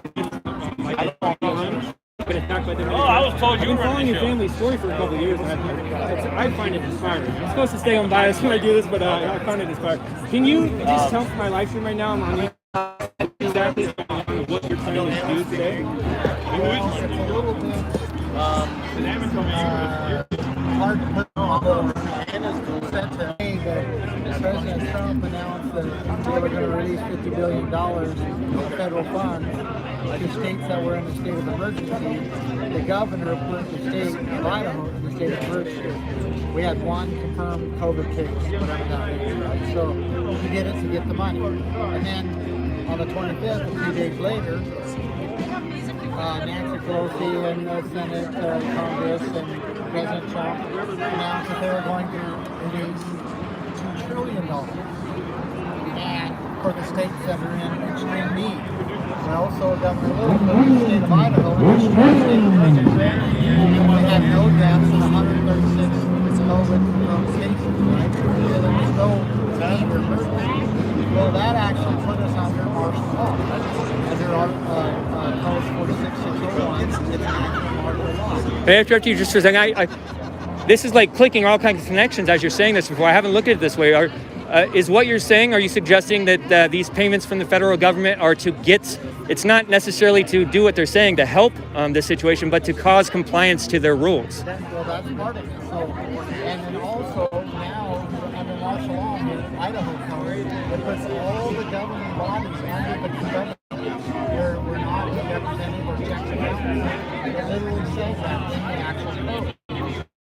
And so then those funds now are going to legislature to get this sample. See the eyes. Make a long story short, they block this. We know that all men were created equal, and you know the thing, brother. If you want to get things done and they really matter to you, well, anyway. How's the They trespassed you from the courthouse where you have an ongoing criminal case going on? Oh, the Capitol, okay. Okay, that was the, okay. All right. You might be getting your live audio through a mic, through a hot microphone. You can go either way, my man. I feel like I should have trial, be able to have trial upon contingents of me being a person, not wearing a mask. So I stood right here at this place for a couple hours trying to get into my own trial, and the judge said I didn't appear. I issued a warrant for my arrest, and arrested me right here for failure to appear. And then, once they arrested me, they drove me in the courthouse and thought, and so it's just a tremendous amount of evidence that these COVID mandates, whether it be lockdown, whether it be essential business, transactions or non-essential business transactions, whether it be masks, it's about them establishing their authority. It's about the people accepting it. Can I ask you, in the thumbnail for my video today, for this live stream, I grabbed a picture of you in looks like a rolling office chair with your hands cuffed behind your back. There's 2 officers around you. There's also a man in a suit, I believe, and I think he was bald. He did not have a mask on. Was that one of the police officers arresting you? He's actually, his name is Blake Higgins. You're exactly right. And he is actually the governor's, a sergeant for the governor's executive protection team. And he's a lot of the ones that have pushed most of this tyranny, because basically the governor's got him to do his dirty work. And he's pushing a lot of this, and they're kind of like the one rule for you and another for me kind of thing, that's huh? what this entire thing is about. And they're about basically establishing a ruling class, and the rest of us are of the class where we just have to obey. And that's the ultimate battle that's going on here, is who has the right to rule? Who is sovereign? Is it, or is it the people? And they're saying that they are the ones that solve it. They're the ones to be able to have the right to live, and the people just have to be subject and obey. And what we're saying is no. We established this great country, this great land, so that the people can be sovereign, so that we can be kings of our own property and of our own lives. That's what this is about. If I'm right, you have family that goes back many generations in this part of the country, right? Like your family, if I'm right, helped actually create this part of the country in a way. This Western corridor was established by pioneers coming in with their sweat, blood, and tears, and with their lives. They established this great area. And I'm the Bundy Ranch. I'm the 5th generation Bundy Ranch. My family went to that area. No one wanted it. Yeah. Wow. All right. Well, thank you for telling me your story. I appreciate that. I actually want to say you inspired me in the last couple of years because I can only imagine how much.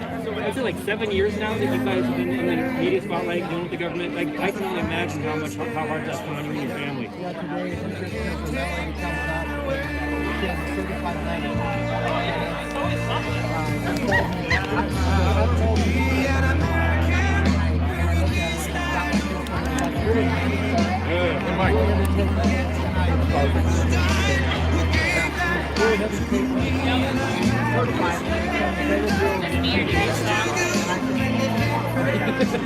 You told her to take it back?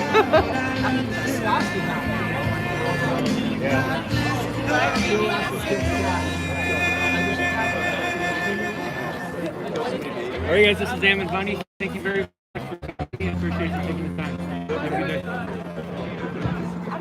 So sorry I didn't see that the stream had disconnected during part of that. I am recording on a couple GoPros as well, so hopefully I'll be able to patch in the missing part there, whatever portion was missing. The GoPro's on my chest though, so it's going to be like that video where you see the stream in the video. Anyways, still learning it all, guys. Still learning it all. Let's see if the camera's still going. It is still going. Great. Anyways, that was cool. I got to meet Ammon Bundy and talk to him. What did you guys think about that?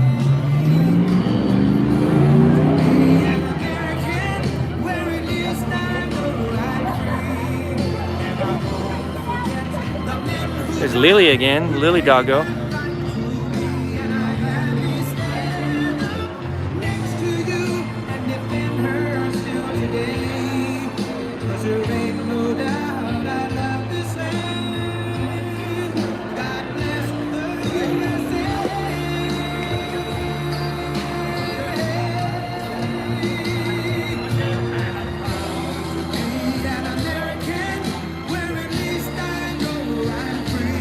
Op says that was awesome, thank you.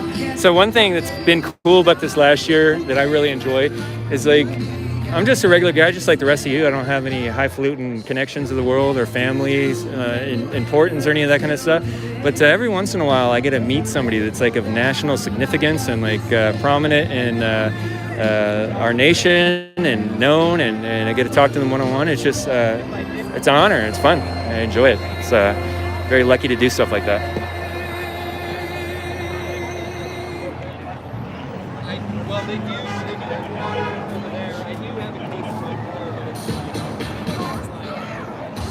Thank you, Susan Solomon. Appreciate that.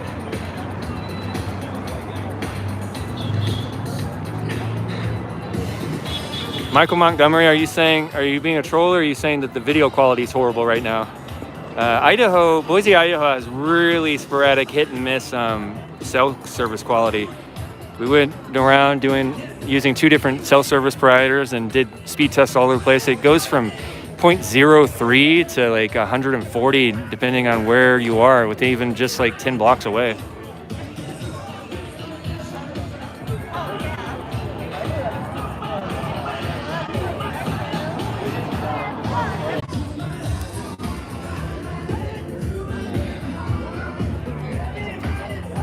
So it keeps going dead here, sorry. It's just gonna have to, hopefully it'll stabilize out here a second. Just so you guys know, the guy that did come up and accost me and was trying to intimidate me and that kind of stuff, he came up to me while I was talking to Ammon and my hand and apologized for me. So I still don't agree that that was in any way justified or appropriate. So for those of you that are still in here, I'm sorry. As I said, the signal is not the greatest, fluctuating and going in and out. That's all it is. That's all I can do. Sorry. Hopefully years stuff like that will end and live streaming will be more consistent. I am back up recording this stuff, so.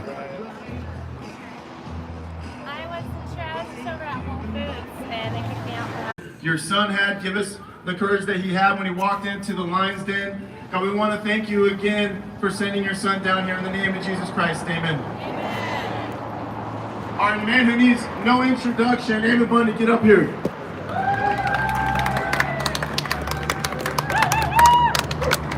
Ammon, I personally want to thank you for the sacrifices that you made for this country. It means a lot to all of us. Thank you. Thank you, Joey. Hey, why don't we come up here? I mean, there's this nice little area. Come on up here, and let's talk, right? Let's talk about what's happening. Because I might not be like really exciting, because I think ultimately excitement runs out, and I think that we need to put in ourselves the core and the principles of what is right and what is wrong, and then if we do that, if we understand the true principles, then that'll motivate us to do what is right more than excitement, more than music, more than anything else, especially as it is confirmed by the Spirit of the Lord. So I look at like what has transpired over the last year, and it's actually almost amazing. In fact, I would bet Judge Manweiler himself a year ago, or maybe a little over a year ago, would say there was no way that we would keep people out of the courtroom. There's no way that we would barricade the doors and guard the entrances with armed guards, not allowing the people to come into their own trial.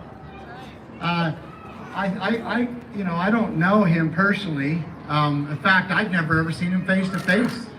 I've only seen him on a video that was recorded from a hearing. Besides that, I would recognize his voice because I've been on the phone with him, at least in the court, quite many times. So I don't really know him, but I would have to say that logic would tell me that even he would never have believed that the people would be kept out of their own courthouses. And what does that mean to you and I? Like, why is that so important? What is due process? What is the administration of justice? And why is that important? And I mean, I could go on a full, well, maybe I couldn't pull it off, but I could try to do a full discourse of how important due process is. But ultimately, each one of us, inside of us, as we try to be good people, long for justice. We long for justice. We long to know and to have things made right. And that's ultimately what justice is. Justice is the wrong being made right. And obviously in this life, we don't get all the wrongs that are upon us or around us or in our society. They're never made right completely. But we do believe in a just God, and we believe that all things will be made right in the end. And so we long for that. We long for that.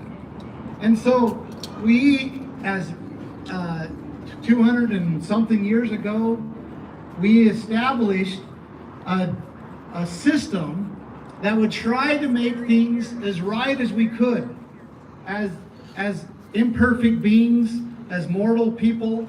We tried to create a system where we can determine the right and try to enforce that right the best we can. And we call that due process. We call that the administration of justice. And that's what this building is for. That's why the people of Ada County have put millions and millions of their dollars into this building. And that's why they hire the judges. And that's why they hire the clerks. And that's why they hire all of these personnel. to try to administer justice the best that we can. Now, and for the most part, we've actually historically done that fairly well. And what does it do when justice is administered properly? What does that bring? It suppresses crime, right? Because a criminal is someone who takes life, liberty, and property. It suppresses crime, so a criminal then therefore does not want or is not motivated to go and commit a crime. Why? Because when justice is administered properly and that perpetrator is caught and gone through the process, he is required to restore back to the victim the best he can, the damages that he caused. He's required to restore that back to them. And so in the end, a criminal or the criminals in maybe your society will start to say it's not worth it. It's not worth it. Why? Because the justice system is so good that most likely I'm going to be caught and I'm going to have to give up more than I got from the victim. And so therefore it's not worth it to me.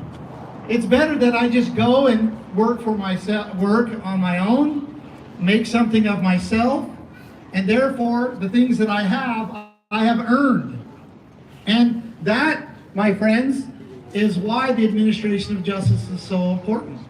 And if we don't have it, not only do we encourage crime, but we also are left with this longing for justice. Longing for justice. And so all of these buildings, all of these things were designed for that purpose. Now, let's look at 2020, right? Or let's look at the last 12 months. Because we now have a system that is completely different than what it was a year ago. And most people don't understand. We do not have a justice system. We cannot enter the courts. We cannot participate in due process according to what we need to in order to receive justice. And that system is actually being used against us. Being used against us, the elements, if you will, the pieces, the building blocks of the justice system is now being used against the people. So a year ago, Idaho, well, let's see, now it wasn't a year ago, so before March, Idaho, before March 13th, Idaho was what we call in the Constitution, in the amendments, we call it representative government or a Republican form of government. Now the founders call it Republican form of government. That doesn't mean it's the Republicans' government, okay? Republican form of government is basically representative government, where the people are the sovereign, where they rule themselves, right?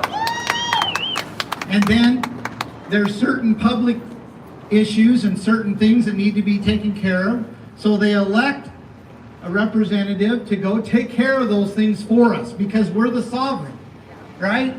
We are the ones who are kings of our own life, kings of our own property.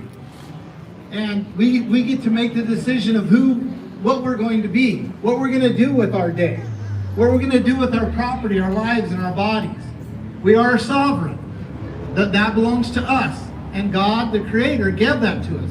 That's how we possess it. And there are certain things like this building, like the administration of justice, that we've all together said, hey, look, these things need to be handled collectively. They're better to be handled collectively.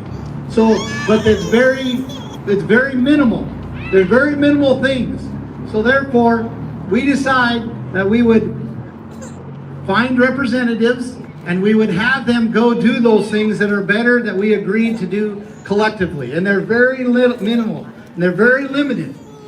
Now, March 13th. Who remembers what happened on March 13th in Idaho? That's right. The governor issued a proclamation, right? He may call it an edict, right? But it was an actual proclamation. And it says, under this Idaho code, I'm putting the state of Idaho in emergency status. And he did that on the very same day as President Trump announced $50 billion would be issued to states that were in a state of emergency. Okay? Anybody want to guess how many COVID cases? Well, COVID cases were in Idaho? One confirmed COVID case, whatever that meant back then, whatever it means now, right? One confirmed COVID case. So think about what I'm saying. And many of you know it. So I'm not, but think about this. This governor, I hate to say this governor put the free state of Idaho, the people, not the state. He put the people, you and I, that live here in Idaho, and anybody who comes into the borders, put you under a state of emergency, and he did it for one reason. He did it for federal money. He's a money whore. Right? And I'm gonna conclude here. Well, I'm not gonna conclude, but I'm going to show you some things here. Now, on March 25th, Governor Little did another proclamation. And this time he enacted extreme martial law under 46601 of the Idaho Code. And I want to read a little bit of that to you, but I got to find it here just a sec.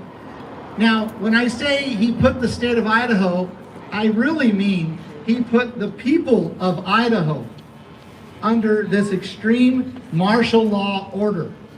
Now I'm gonna navigate a little bit here through my phone, so bear with me. Okay, I'm going to list this. So this order was titled the Order to Self-Isolate or Self-Isolation.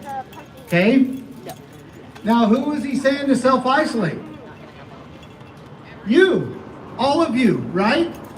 So he is ordering the people of Idaho, saying they have to stay inside their residence.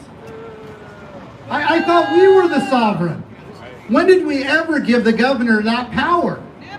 I thought we were the ones in charge. Governor doesn't write I thought law. we just elected them to represent some of the social needs that the people need. When did he now get a power to force us into self-isolation in their own homes, right? But that's not all he did. So let me just read through this. So Governor Little ordered the people living in the state of Idaho, and these are quotes, to self-isolate at their place of residence, authorizing people to leave residence only to perform government-approved essential activities, directing all business owners to cease non-essential operations. I thought we are the ones that owned our business. I didn't know that the governor owned our businesses. I didn't know that he could say what we could and could not do in our businesses, whether we could be open or closed, or whether we can trade with each other. I thought that was ours. I thought that was our right. Let's keep going on. So business non-essential operations defined. So these non-essential operations were defined by this order, prohibiting individuals from, and also the order prohibiting individuals from gathering in numbers, including religious services, peaceful assembly, and family gatherings.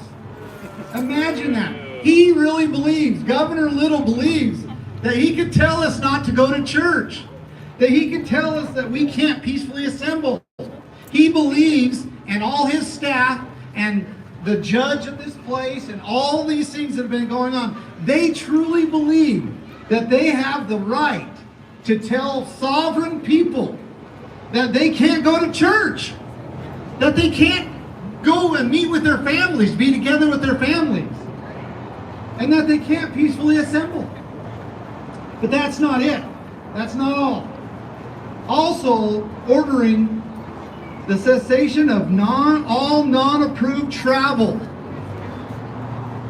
all non-approved, I'm reading this directly from the order, all non-approved travel, and that essential workers have to carry essential critical identification when leaving their residence, and then also mandating social distance requirements. This was the order that they put into place on March 25th. Now I want to read something really quick here. And again, bear with me while I get through this, because I want to show you the law, the Idaho law that he enacted, and it's never been enacted before in Idaho. So I just got to get to it. I apologize. Okay. I'm close. Okay. So martial law, and I'm going to read this. It's Title 46, Chapter 6. And it's martial law and active duty. And if you go to any one of the governor's proclamations, he references this code and says, by authority of this code, this is why I can lock you down and do all these other things. And I'll mention again, never before has in Idaho has this ever been enacted, this law. Okay? 46-601, it says, authority of the governor. And then it says, during a period of state of extreme emergency, the governor shall have complete authority over all agencies of the state government. Do you understand what that is? That's a dictatorship, where the governor has control. Let me read it exactly, so it's not my words. Under this extreme order, the governor shall have complete authority over all agencies of state government. Okay? Now, has the governor relinquished? Has he dissolved his order? Are we still under it? Yes. So, does that mean we're under a Republican form of government? No, we are not. We are absolutely not under a Republican form of government. And in fact, Article 4.4 of the Constitution, let me get it here, it says, the United States shall guarantee to every state in the Union a Republican form of government. So it's actually, according to the system in which we set up, when a governor enacts a law or puts the state in a dictatorship, which is what he did, then it would be the United States government that's supposed to come in and say, Governor, you are not to do this. You are not to put the people, the free people of Idaho, in a dictatorship. And then, what has the governor said? We've been going on now for a year. What has the governor said? He says, oh, it's a rolling order. It's a rolling order, which means he's going to hold us in this indefinitely. He's going to keep us in this order indefinitely. And remember why he put us there. So on March 25th, that's when he put us in extreme state of emergency and enacted 46-601. On March 25th was also the very same day that President Trump and the Senate and Nancy Pelosi agreed upon a $2 trillion relief package plan for the states that are in extreme state of emergency. Now, Governor Little very clearly, and remember we had 136 cases, whatever that means, he didn't do it for COVID. He did it for two reasons. To put himself as a dictator, and so that he can receive all those federal money, and as the order says, all the government is under his order, so he can decide, him and his staff can decide what to do with billions and billions of dollars without any legislative oversight whatsoever at all. Now, if you think maybe I'm not telling the truth, I want to read something else to you. This is another order from the governor. But again, you got to bear with me because I'm going through this little phone here, which is pretty amazing actually, this information here. Okay, so I'm going to read you proclamation from the governor of Idaho, Governor Little. And you tell me if what I'm saying is not correct or not, or correct or not. This is Executive Order number 2020-07. Whereas I issued proclamation on March 13, 2020 declaring a state of emergency in the state of Idaho. Whereas I issued a proclamation on March 25, 2020 declaring a state of extreme emergency in the state of Idaho. Whereas each of these proclamations remain in effect today. Whereas Congress has passed and President Trump has signed 3 legislative packages that provide state funding in response to COVID-19. Whereas I anticipate additional congressional action on federal relief package or for states regarding COVID-19. Now therefore, I, Brad Little, Governor of the state of Idaho, do hereby order the creation of a COVID-19 Financial Advisory Committee, CFAC, comprising members appointed by and serving at the pleasure of the governor for the coronavirus relief funds and other funds to be administered by the office of the governor. That's his proclamation. Do we understand what he just said there? He said that all of these funds are going to come to the office of the governor. Then I am going to create this little committee that serve, literally it says, at my pleasure. At my pleasure. And then together we will decide where these funds go. Who knows normally how it's done? How funds are determined? How is it normally? The legislature. The legislature decides where the state funds are going to be sent. Again, proving we are not a Republican form of government. We are under a dictatorship, and not just any dictatorship. A dictatorship that puts you and me in tried to put you and me in self-isolation, and then received billions and billions. We know at least $8.1 billion, and we that's just what we've been able to find. $8.1 billion have come to the state of Idaho, and all spent at the discretion of the governor and those who serve at his pleasure, according to his own proclamation. We need to understand literally what's going on here. It doesn't come without strings. No. So, thank you, Matt, because let me explain that a little bit. So you think, well, it's the federal government, they got all the money in the world, right? And they could give a state billions and billions of dollars, and they're just nice. They just leave it on the governor's front porch, right? No strings, no nothing. Well, I can promise you this, and I can tell you this. The federal government never gives a dollar without an agreement, without some type of what they call MOUs or memorandums of understandings. They never do. It always comes with strings. And so it has with Idaho. The governor, he gets to decide how it's spent. But the federal government gets to be the one to say, this is what you need to do because we give it to you. Right? This is what you have to enforce in your state because we give it to you.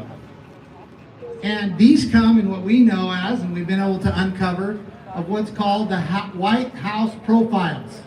And they come weekly to the governor, at least they were most of last year, and they're basically putting mandates of what the governor and his staff have to enforce upon the people of Idaho. And that is why the self-isolation order and all the things that we've gone through and suffered through this last year, that's why we've had to do, why he's implemented them. It hasn't been because of COVID. It hasn't been because of some pandemic. It's because of money and the strings that are tied to it. And so literally, our governor prostituted our freedoms for money. That's what he did. He did it for money. And we have to understand that. We have to understand what the motive was behind this. Now, that is not all, right? I'd love to read some of the White House profiles to you, but I don't know how long it would take me. Well, okay. Let's see if I can find it here. I mean, I got it here. Let me get down to this. Okay. Okay, I got it here. Now something here. So this was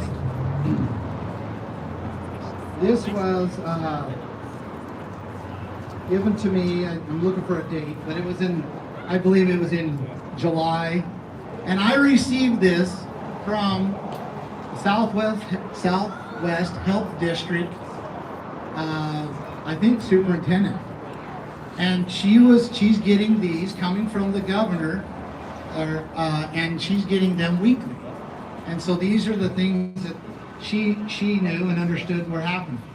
So let me get in here. Okay, this is policies for counties in the red zone. So they had some way of rating them, right? This is coming from the White House, and it's pretty small writing, so I might have to go sideways here. Okay. Public messaging. Wear a mask at all times outside the home and maintain physical distancing. Limit social gatherings to 10 people. Do not go into bars, nightclubs, or gyms. Use or take out. Anyway, it goes on. So now let's go to public officials. This is from the White House to the public officials. This is what they are required to follow in order to get the billions of dollars that the governor gets, public officials. Close bars and gyms and create outdoor dining opportunities with pedestrian areas. Limit social gatherings to 10 people. Institute routine weekly testing of all workers in assisted living. Ensure that all businesses, retailers, and personal services require masks. Increase messaging on the risk of serious disease for individuals in all age groups. Work with local community groups to provide targeted, tailored messaging to communities with high case rates. Recruit more contact tracers as community outreach workers to ensure all cases are contacted. And all positive households are individually tested within 24 hours. Provide isolation facilities outside the household if COVID positive individuals can't quarantine successfully. And this is just one weekly that they received. And in fact, the Southwest Health District, as you may know, and cut me off when I go too long, Joey, because I'm just laying this out the best I can. So just when you're done, just cut me off. So the Southwest Health District decided that they were going to listen to the people, and I think that had a lot to do with this group, that they were going to listen to the people rather than follow the mandates from the governor. And so the governor's executive chief of staff, his chief of staff, and another individual contacted the chairman of the Southwest Health Board. And essentially, not essentially, he did. He threatened him that if he did not comply, that they would go public on the air, he used, on the air. They would go public and blame all of the COVID stuff on him. That's exactly what happened. There's video of it. And if you want to look it up, you could go to People's Rights Newsroom and find it. So he threatened him. And thankful enough, that chairman was one who didn't like to be threatened. So he went public with it. And he didn't mention the guy's name. We did a bunch of research and found out who it was because they were trying to protect. What's his name? Haig. Yeah. What's his first name? Remember? Is it Zach, I think. Zach Haig. That's right. Zach Haig. Do you hear us, Zach? Zach Haig. He's threatening the health board district members that if they don't comply to the White House profiles, that they're going to try to blame all the COVID stuff on them. Now, the interesting thing is, when you unwind this, why is the governor's chief of staff contacting the health boards requiring them to do these things? because the governor agreed to it in order to get federal funding. Massive amounts of federal funding. So we as a people we're getting pretty tired of this. And I'm about to July right here, probably June, July, right in here. We're getting pretty tired of it. Right? We start showing up to these health board meetings. We start showing up to our school board meetings. We start showing up to football games without masks. We start doing these things because we're tired of it. These freedoms belong to us. They don't belong to them. They belong to us. They don't have a right to force a man-made filter over my mouth.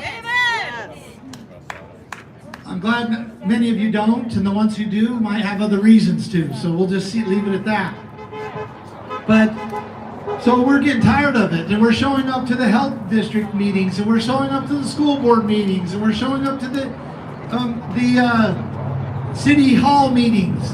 And what are they doing to us? Intimidating us with law enforcement. They pack the house with police, with law enforcement. I don't really want to call them law enforcement, right? They weren't supposed to be law enforcers. They were supposed to be peace officers. But they packed the houses, and they start arresting us for being in there without masks. Start throwing us out. But not only, it'd be fine if they just threw us out. Well, it wouldn't be fine, it'd be better. But not only that, they would trespass us using a private property trespass law that was meant to protect the private properties of the people of Idaho, not for the state to use against public property. Which I have talked to the writers of that law, and they're upset that law is being used that way. Upset, disgusted. They can't believe that the prosecutors and the system, this supposed justice system, is using the law, the private property law that was supposed to protect the rights of the people of Idaho, that they're using it to trespass and prosecute the people of Idaho for being in a public building. So we start now where we have to go to the courts, because now we're being prosecuted. We're being charged with fines and a trespass. The first trespass is 6 months, possible 6 months of imprisonment and thousands of dollars in fines. If it happens again, you're looking at a year. Some of us were looking at a year. And we got, I don't want to forget Sarah. I can't forget Sarah. She was with her children at a park, right? And they trespassed her for being at a public park with her children. She was the first one, actually. She wasn't willing to just allow them to get away with it. She challenged them, so they arrested her and charging her with trespassing. So now we go into the courts, and we start to think, well, maybe we can get this worked out through the courts, right? This is the administration of justice. We do want justice, right? We long for justice. So we're going to go into this court process, and we're going to find justice. But then what they said is, nope, you can't come in. You can't do anything in here. Bullshit. You can't come in, you can't do anything. That's what they said. And so we're like, well, how do we get justice? And they're like, well, we can have a video. We can have a phone call. Maybe we can do it that way. And we object, and they say, well, sorry. If you don't call in at a certain time, we're going to send the officers at your house and arrest you and take you to prison. Take you to jail, that's what they say. So we have to get on the phone, and we have to act like we're getting justice, right? Oh, Your Honorable, Your Honor, thank you so much for giving me justice over the phone. You're so great. You can't see who they are. You can't see anything that's going on. You don't know what they're doing and what they're communicating. It's not justice, thank you. It's not justice. I'll tell you a quick little story, and I know I gotta end. Joey just kicked me off. So, many of you may know I went through 2 federal trials, massive federal trials. And I was found, my family did, my entire family did. And the first one we were found not guilty, on all charges by a jury of our peers. Not guilty. The second one, there was so much corruption and so much deception by the prosecutors and the government that the judge finally had to dismiss it with prejudice and sent us home.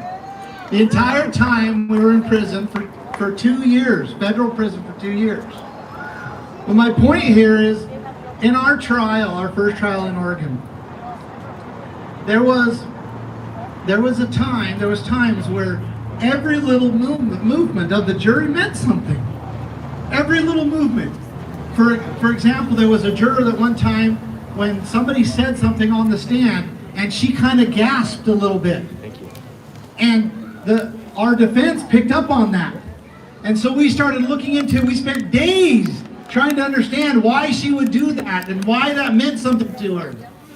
And it was part of our defense. It was a huge part of our defense. In Nevada, the jury, there was one time where, actually I think this was in Oregon too, I can't remember, anyway, I'm getting them mixed up. But the prosecutors, the government attorneys were saying, oh look how scary everybody is dressed at the Bundy Ranch or at the refuge, I can't remember which one it was. They all wearing camel. Look how scary, the scary clothing, they kept saying. And they were trying to get the jury to believe that camouflage was scary clothing. And then the next day, jury number 7 came and sat in the jury box with camouflage. Right? And we automatically knew that she was on our side, that she understood what was happening. Now, if we weren't in a courtroom, how would we ever have known that? Yes, exactly. How could we have ever? And that's just two of many, many, many things. There is a reason why the administration of justice happens in a courtroom with the public there and a jury and outside the grasp of a judge or a prosecutor. There's a reason why that happens. It's so that we can get justice. That's why. So now we're being prosecuted and other things. But we also, I'm going to go for another 5 to 8 minutes. I got to wrap this up. So now, we, a whole bunch of us, Diego, myself, a whole bunch of us, Idaho Freedom Foundation, Idaho Freedom Health Idaho. Sorry, I'm getting mixed up. Freedom Idaho. Sorry, I love those girls. By the way, they're awesome. Health Freedom Idaho. Okay, we all get together and we start researching the law because we're like, there's no way that the governor can keep the people of Idaho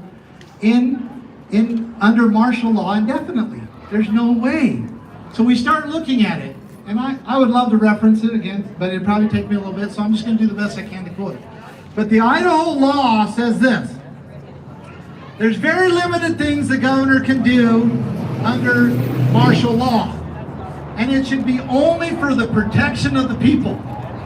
And then he can only be in that 30 days. And it says if it's an extreme situation, he can extend it for another 30 days. So 60 days is all it allows him to be, right? Because we got to go back to a Republican form of government.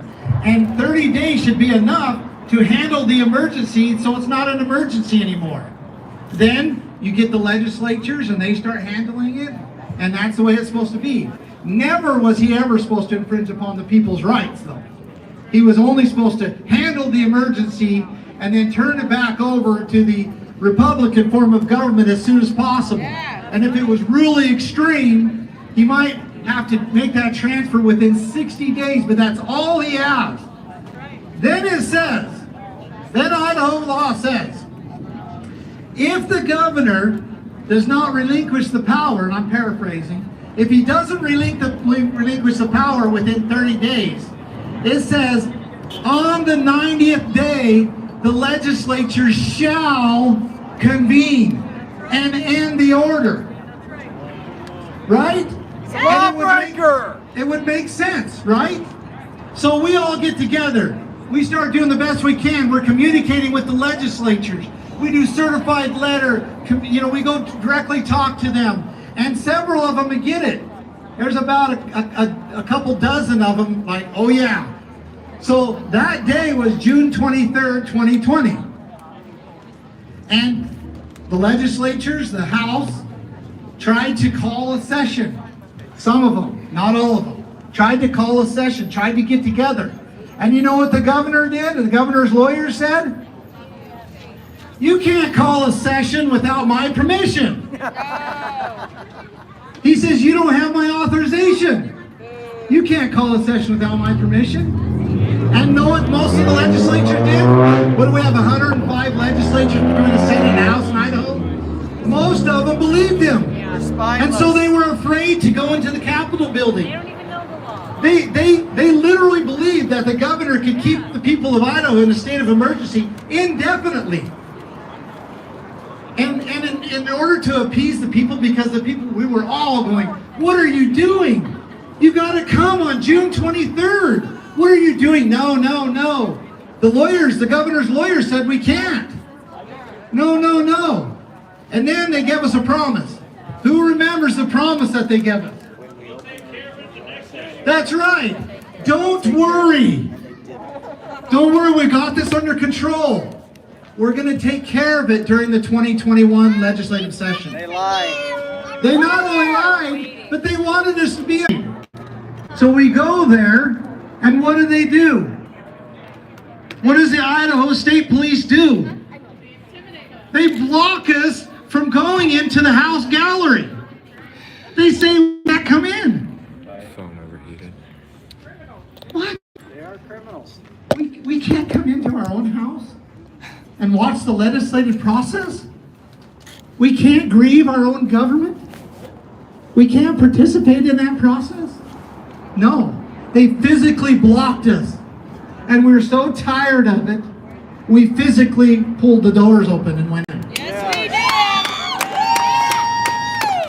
did! But they continued and continued to push and to try to reassert their authority, to intimidate us in our own Capitol building. They started arresting us again for trespassing in our own Capitol building during open hours while there was a legislature session. Even when the Idaho Constitution says that the Capitol building must be open during legislative sessions. It must be open to the public. It must be open to the people. Even the joint rules of the House and the Senate say that the galleries must be open to the people. It doesn't matter. They put the Idaho State Police right in front of the doors to block us. And every one of those state police, what did they do? They just followed orders. And they started arresting us and dragging us to jail over and over again. So now we end up in full force in these buildings right here. Well, we try to. We're caught in the system with no real remedy.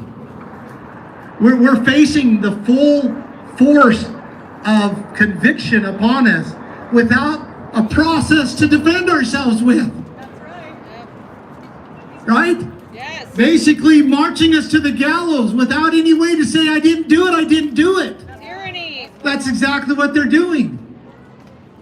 And so we fight it.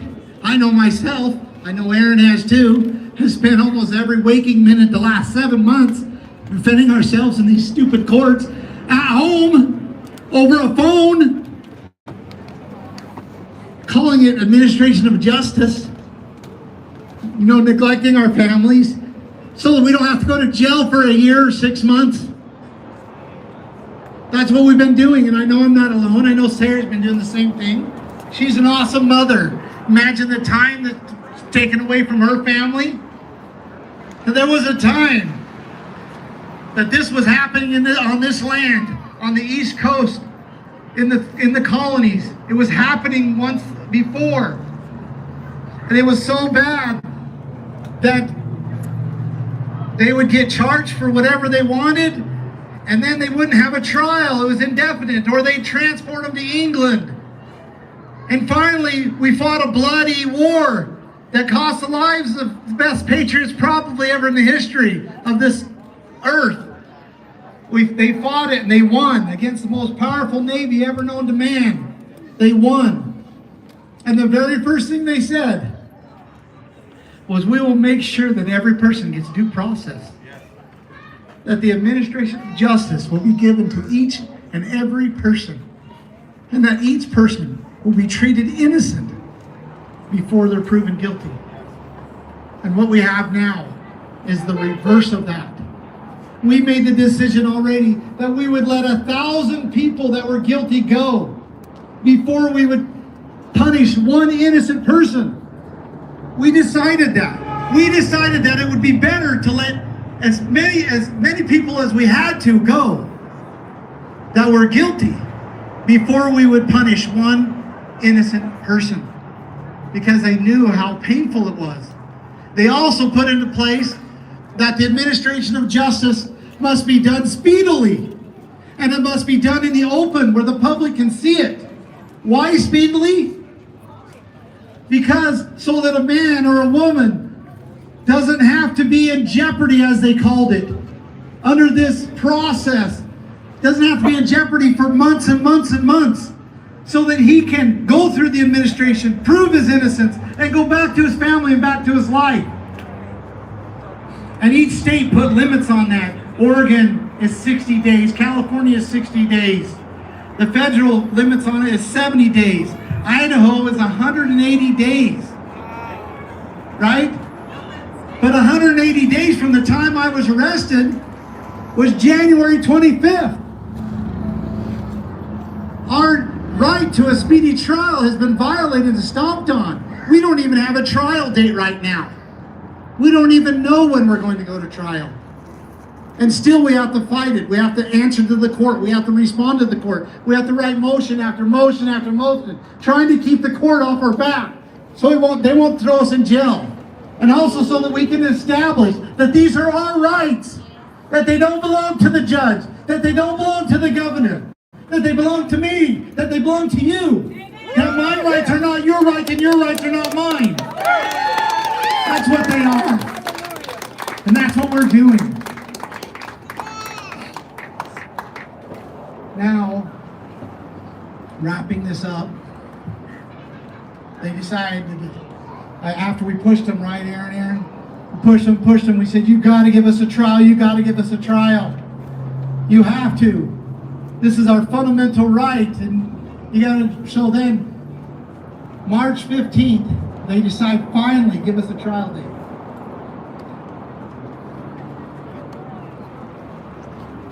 And we get prepared. We've been preparing for months and months, but we get really prepared. We get a little nervous. We know that we're not going to be able to face a jury that understands this, because only those with masks are allowed in the courtroom. But we think, you know what? These things are so obvious. We're certain that even a jury that the prosecutors handpicked would still not convict us. We were that confident. We come prepared. We come to this very building, this very door right here. And they have armed guards keeping us from coming into the courthouse, blocking us until our trial time is over. And then the judge inside the building, issues a warrant for Aaron and I's arrest for failure to appear. When all we wanted to do is go in there. All we wanted to do is go into that room, sit down, and talk to a jury and allow the jury to judge us. Even if we were found guilty, we would have said, look, the jury found us guilty.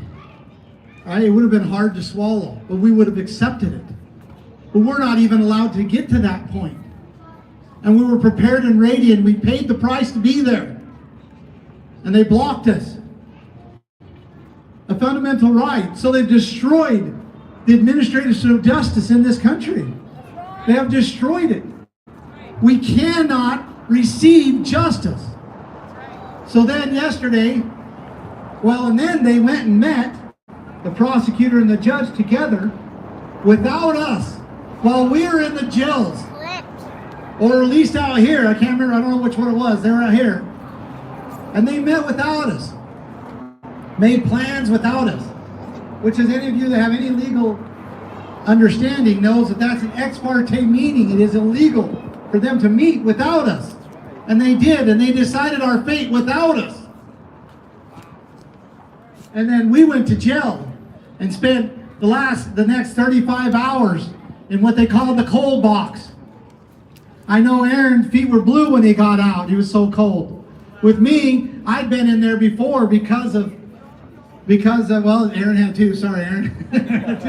So, well, I guess you got out a little earlier, huh? I went to, yeah. So I was in there before, and I knew how cold it was. So I layered up. And I thought, you know what? I'm going to beat them at their own game. I'll go into that. I took two layers of wool socks.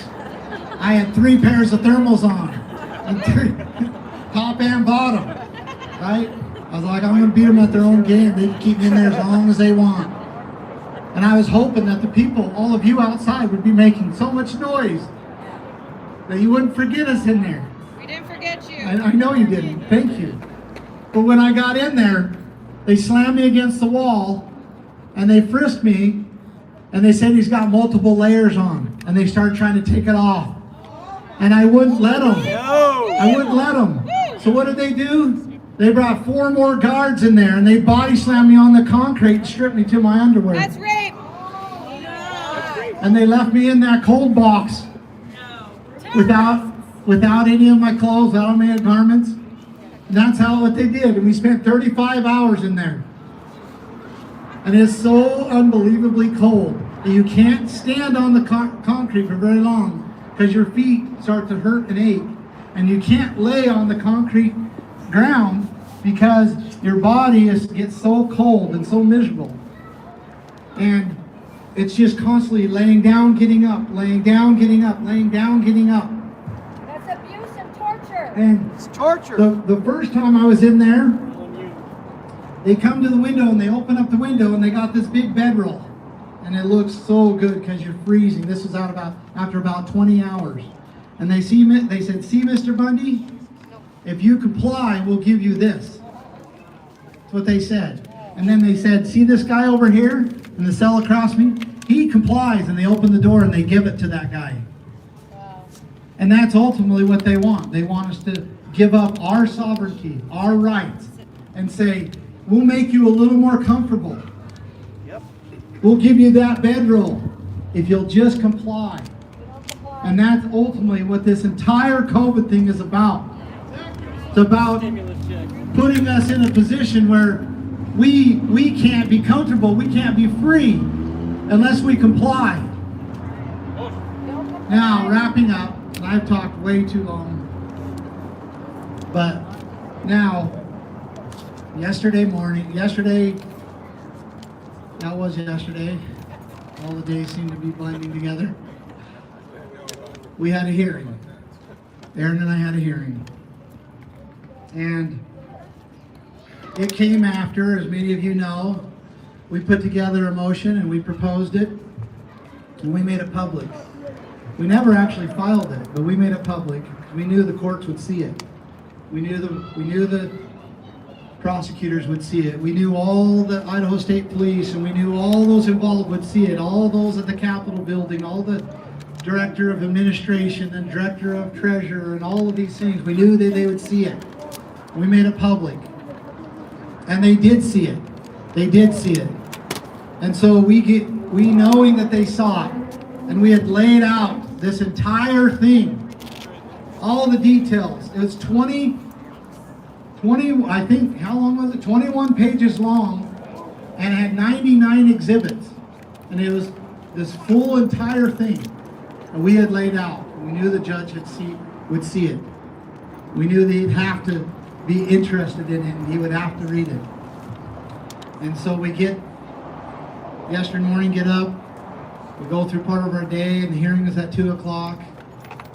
Of course, we don't come, some people come here just to support, but we get on our phones, we call in, right? And the hearing was a couple minutes long. And it was the judge. He gets on, he goes, the reason I called this status conference was because I'm ordering this case into mediation. Into mediation. Right? He's a coward. I'm ordering into mediation. Basically, he's saying I'm trying to distance myself from this case. That's what he's saying.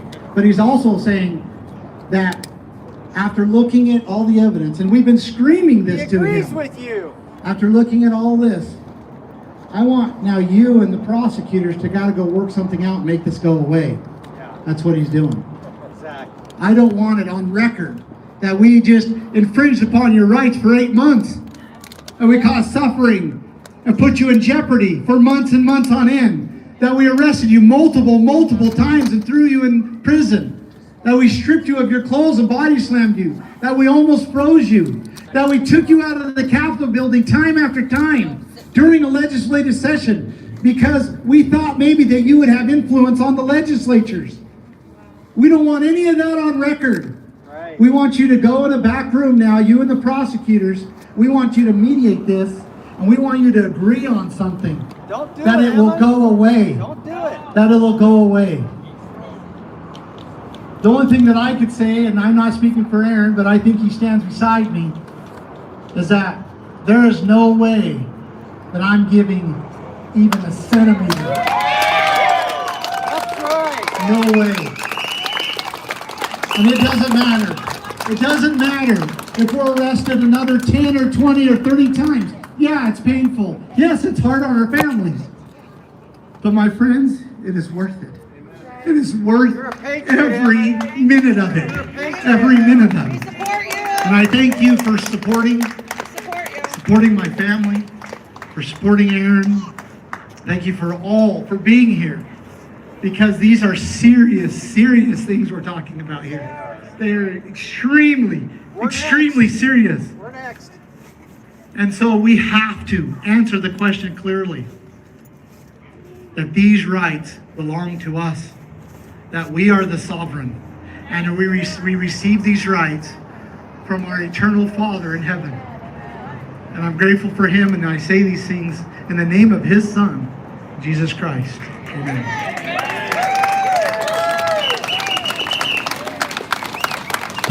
God bless you, Ammon. Let's hear it for Ammon. Come on. He's been through a lot. I think in a country, where we've all become docile, we've all become weak. I think when you come across someone with that amount of courage, it's very inspirational. Is that right? Yes, it is. This is the thing, is that cowards are not going to save this country, right? People who are selfish and people who continue to hide in their houses, people who are afraid, right? That's not going to save this country. We don't need to have millions of people out here. We just need some people who are brave enough to stand up for what is right and to be a symbol like Ammon. Is that right? Yes. The biggest thing that I see, and I talk about this all the time, fear is the enemy to freedom. Is that right? This is what they do. You have that preacher, James Coates, up in Canada, okay? And they tried to use fear as much as they could to get him to stop preaching. They went and they arrested him, okay? And they said, we will release you from jail if you agree to stop preaching. And he refused to agree to do that. He could never, in good conscience, do that. And he spent 34 days in isolated confinement, okay? In a maximum security prison, all right? So the question is, you gotta ask yourself, what is it that you're willing to do to fight for freedom for your children and your grandchildren? Anything. How far are you willing to go? We have so many people that I've talked to who say, when shit really hits the fan, I'm going to stand up, okay? But how about we stop? How about we stand up now, okay? Stand up now before it gets to that point, because I don't want violence, right? I don't want war. Yes, God bless you for standing. God bless you. And so that's the thing, is being able to see someone like Ammon and other people who put themselves out there, because the truth is what we have going forward is it's going to require people to get arrested to expose this corruption, just like we see right here. But the thing is when I go around and I travel and I see people and kind of understand of what's going on in this country, okay? Like I said, we have too many people that are remaining silent. Do you agree with that? Yes. We have pastors and preachers in China that are willing to go to concentration camps because they continue to preach. Okay, think about that courage. I don't know if I'd be able to have that courage. Imagine that. We have pastors in America that shut down their churches like that, right? They just quit. They just quit. We need those pastors and preachers now more than ever out on the streets here today. They should be standing with us right now, marching with Ammon. You guys agree with that? If we don't find that spirit, if we don't find that courage in this country, it's over. Here's the thing, and I'm just going to use Ammon as an example here, but there's going to be a lot of other people. We have our own situations down in Vancouver, Washington. They're trying to throw people in jail left and right. It's going to take boots on the ground, okay? Boots on the ground every single time, every single court date, whatever it is. Like today, some of you showed up to the judges' houses. Boots on the ground is so powerful, and that's what they're afraid of, and they want to stop that. They want to throw people in jail for showing up and redressing their grievances. This is why they shut down all the public buildings, because they don't want the people to confront these politicians who sold us out. That's right.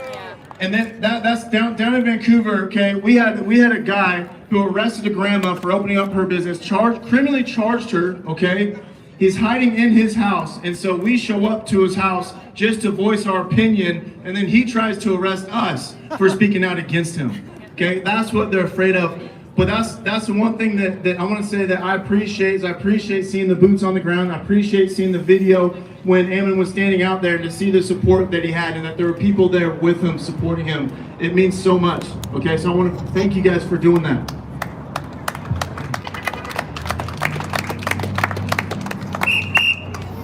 We have to support the people that are putting themselves out there. Like I said, people who are courageous enough.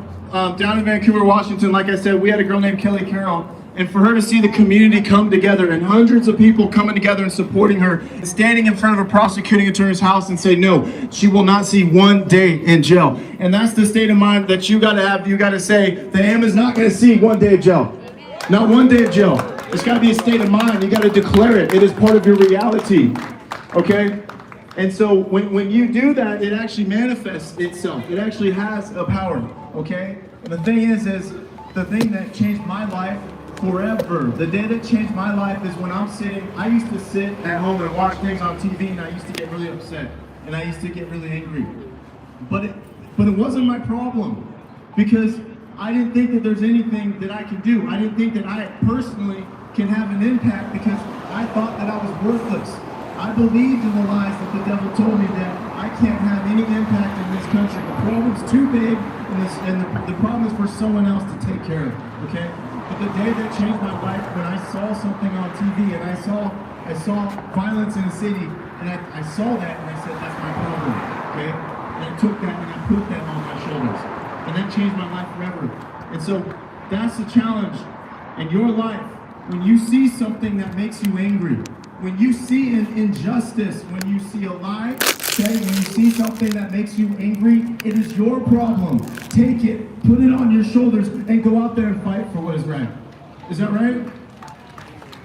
It is so important. These people at the top, they want you to be docile. They don't want you to have faith. They don't want you to believe in yourself. They want us divided. That's what they want, but we cannot give it to them. Do not ever lose faith. Do not ever lose hope, because you have the ability to change the world. Do you believe that? You have it. I'm gonna have to go out of here in a second, try to go get a battery. All my batteries are going dead, so I'm not sure how much more of this is. I think I got the gist of everything, mostly so far. He's just saying no, and he's going out there and he's challenging you, okay? It is hard, but it's very simple. Does that make sense? It is very hard at times. They're trying to, over here in Washington, Washington's a little different. First of all, I noticed that when we come here, I noticed that people don't wear masks out here in any of the stores. That's pretty impressive. But I'm here to tell you though, what you see in some of these other states like Washington and Oregon and California, it's coming here. If you don't build a resistance, it's coming here, okay? And we see it in Washington. Washington feels like one of those conservative states, you know, for us, but they've taken it over, okay? We have a governor in Washington. In December, he said that you cannot worship on public land. Imagine that. You can sing, but you cannot worship. Okay? He said that I'm gonna go get some cords and batteries if you want to worship on private land, you on the off chance that I get to talk to Ammon again. Okay? But the thing is so we went out that there, story of the cold box, We're gonna go out there, we're gonna worship. I don't know about you guys, that sounded pretty jacked up to me, and I'd like to talk to him further about that if I get the chance. Moscow, Idaho? There's the walk sign. I bring up Moscow, Idaho all the time because it was so inspirational for me, but one of the things that was so awesome is that they decided to arrest these people who were I'm looking at the chat here for a second. What'd you guys think of to put fear in the community. what'd you guys think of his story about cold box? That was pretty jacked up, huh? Believers or whoever you are would bend a knee and never go out there and challenge that ever again. But instead of bending a knee, instead of running and hiding, they came back 2 days later with like 2, 3, 4 more times more people, right? And not one cop even dared to show up that day to arrest. Yeah, I was wondering what that crosswalk beeping there for a minute was too. You double down. You do not run and you do not hide. That was such an inspirational thing for me. And so that's the thing. When they come after you and when they arrest you, okay, you don't get less people showing up. You get more people to show up. That cold box is a standard kind of thing they do. That's some crazy stuff, if you ask me. To be able to peacefully, these black men were able to. I like northern Idaho. I've been through the Panhandle a lot. It's beautiful up there. I like the forest. I'm not a big fan of the desert, and I think I figured it out today. And that's because there's no green, there's no trees and anything for the sun to bounce off of. So everything just like, even on a sunny, warm day, it just seems all kind of like bleached out, sun bleached. Not for me. All right, I'm gonna grab some batteries here for just a second. Give me a moment, guys.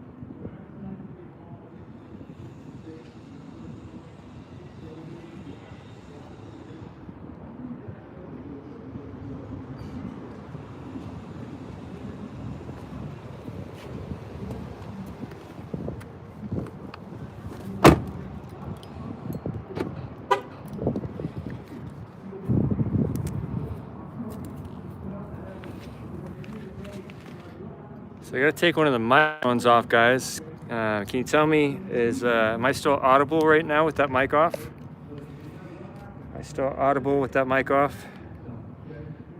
It's just the forward mic on right now, so I wanna make sure that you guys can still hear me without that lapel mic. Great, that is good news, thank you.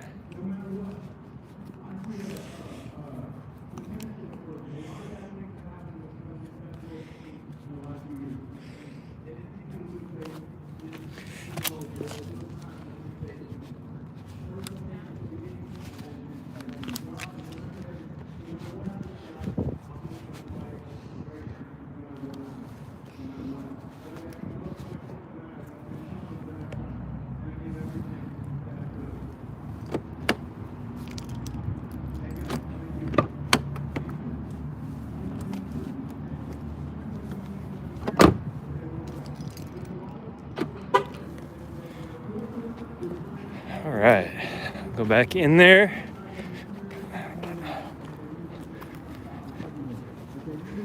I find that like the only things for me worth filming at these events are things that I'm interested in filming and talking to. Otherwise, I don't really create that much good footage or whatever if I'm not really that interested in it. Anyway, go see if I can try to talk to Ammon a second more and ask him a little bit further about that cold box. That sounded pretty jacked up to me. But God will have a plan. He's got your back. But you have to be willing to go out there and to make those sacrifices. So I'm going to keep with that.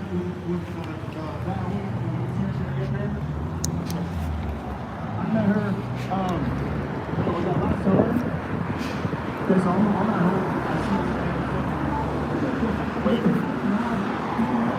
sitting in a playground, and I was right in the middle. And so I got in my car and went over to the left. So what's what you said?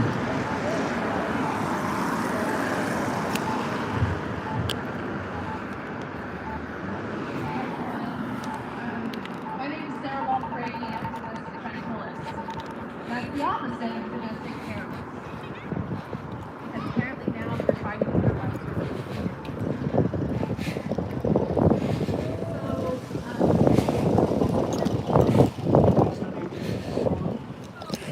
But I'm just going to speak from the heart. So it will be here April 21st. This month. 338 days by since I was arrested. And for the second time in almost a year, jury trials have been suspended. So my case is back on ice. And I think that term has never been more true, or quote, where there is no justice, there can be no peace. You guys remember the guy who just across the way here defaced the Lincoln statue with feces, and he was arrested I think a few weeks ago, Terry Wilson. I think he worked for BSU as a professor. You know, I want him to have justice just as much as I want it for my case as well. I don't want to see him sit in jail or have a case hanging over his head any longer than anyone else should have it hanging over their head. And there's times when we need to put our Taking off. politics aside. See ya. Nice meeting you guys. Unite for the common good of our republic. The system, Ammon earlier talked about our system. Moms teach by visuals sometimes. So let's pretend this is our republic, this is our system, right? And there can be different people flying the plane, right? You might have a Democrat flying the plane, a Republican flying the plane. But the thing is, the system has to be maintained. And we spend a lot of time talking about elected officials, bureaucrats, that kind of thing. But the thing is, like Ammon said this last year, system, bad.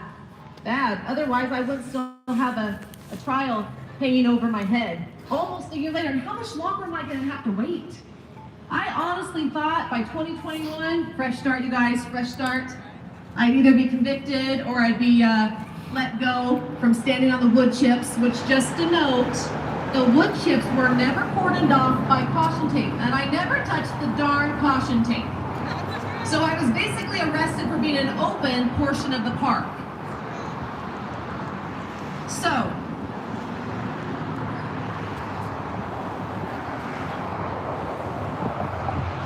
there's a reason we need to have a speedy trial.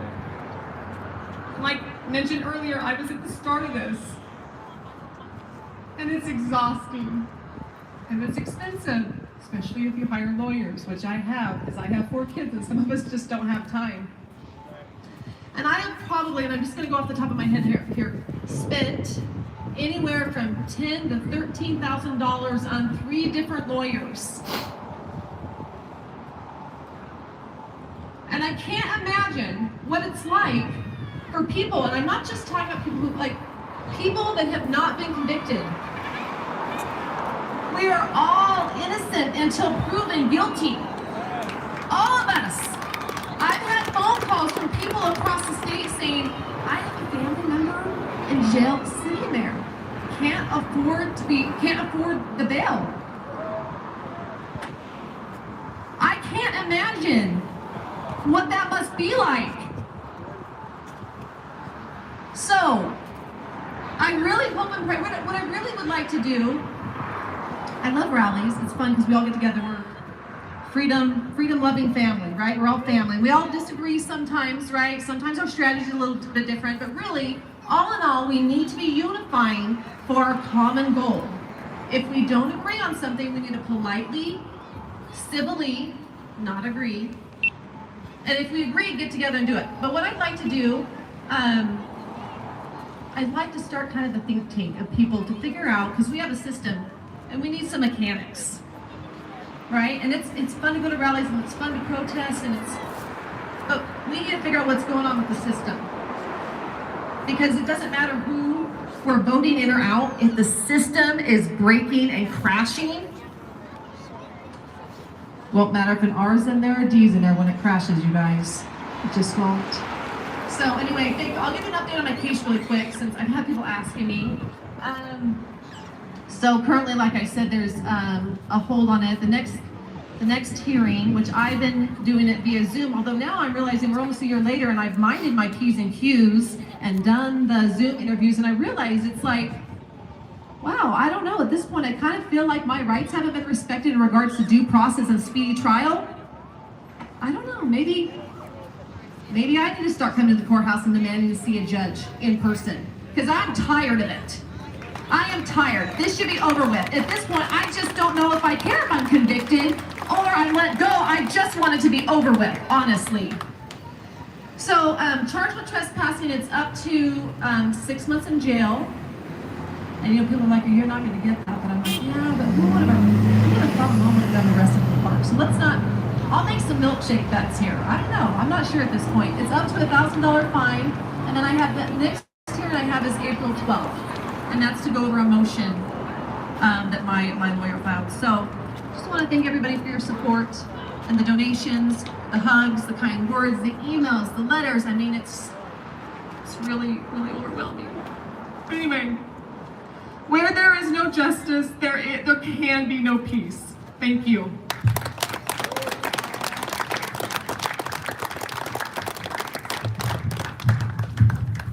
Okay, where's Troy at? Troy, get up here. I want to tell you guys a quick thing real quick. I had experience, I went to Hong Kong when they were still having those crazy rallies, up to 2 million people, and these guys were really fighting hard. I mean, I've never experienced that feeling before in my entire life, like how much they really loved freedom. I just want to remind you guys, this is very important, okay? At that time, they had freedom. COVID came in and they used that as an excuse to suspend basically their constitution at that time, and they cleared the streets. And as you guys know, China's basically taken over and there's no more free speech there. That's what COVID is about, if you want to know, right there.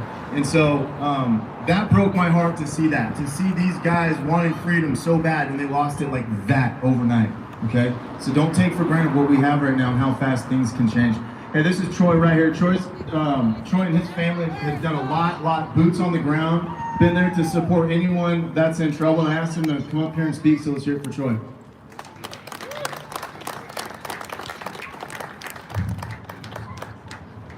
How's everybody doing today? Yeah, I'm pretty pissed, really, in all reality, that I even have to be out here to talk to anybody about what's been taking place in the last few years. And it's actually been even more than just the last few years. It's actually been the last decade or two that things have gotten really ugly, slowly but surely. That's kind of like chip away. So I've been called a conspiracy theorist many times. And the reason why that I'm so pissed off is because everything that I've been called a conspiracy theorist about has come to fruition in this last year. I live over in Vancouver, Washington, and things are getting so bad over there that people are leaving. And they're leaving in such large numbers that when I moved my sister out to Idaho Falls, they wanted to charge her an extra $2,000 to get the U-Haul back to Vancouver because nobody's coming back to Washington. That's literally how bad what's taking place. And I understand where they're going with this because, I want to get out of this bad area. But at the same time, I talked to a lot of people that have either been born in communist countries or have fled communist countries to come here because this was the last place that they have for freedom and liberty to take place. So what happens if everybody keeps trying to find these corners to hide in, to get away from, to find that last little bit of freedom and liberty that we have left? Where are we going to go? There's nowhere going to be left for us to go. So we literally, first things first, and I've been telling this, I've been preaching this for a long time. We have to educate ourselves. We have to educate our families. If we do not know what our rights are, then how do we know what we can do to fight against the people and the tyrants that are taking our rights from us? Because I have literally watched every single one of the 5 rights that are listed in the First Amendment be openly trampled on in the last year and a half. They're not even hiding it anymore. The people that are doing this are trying to seek out a government that they can control people with, in the same government that those people that I talked to you about were fleeing from. And they've literally asked and said, you guys can't do this. You don't understand what it's going to be like. You can't let this go. This country is so great.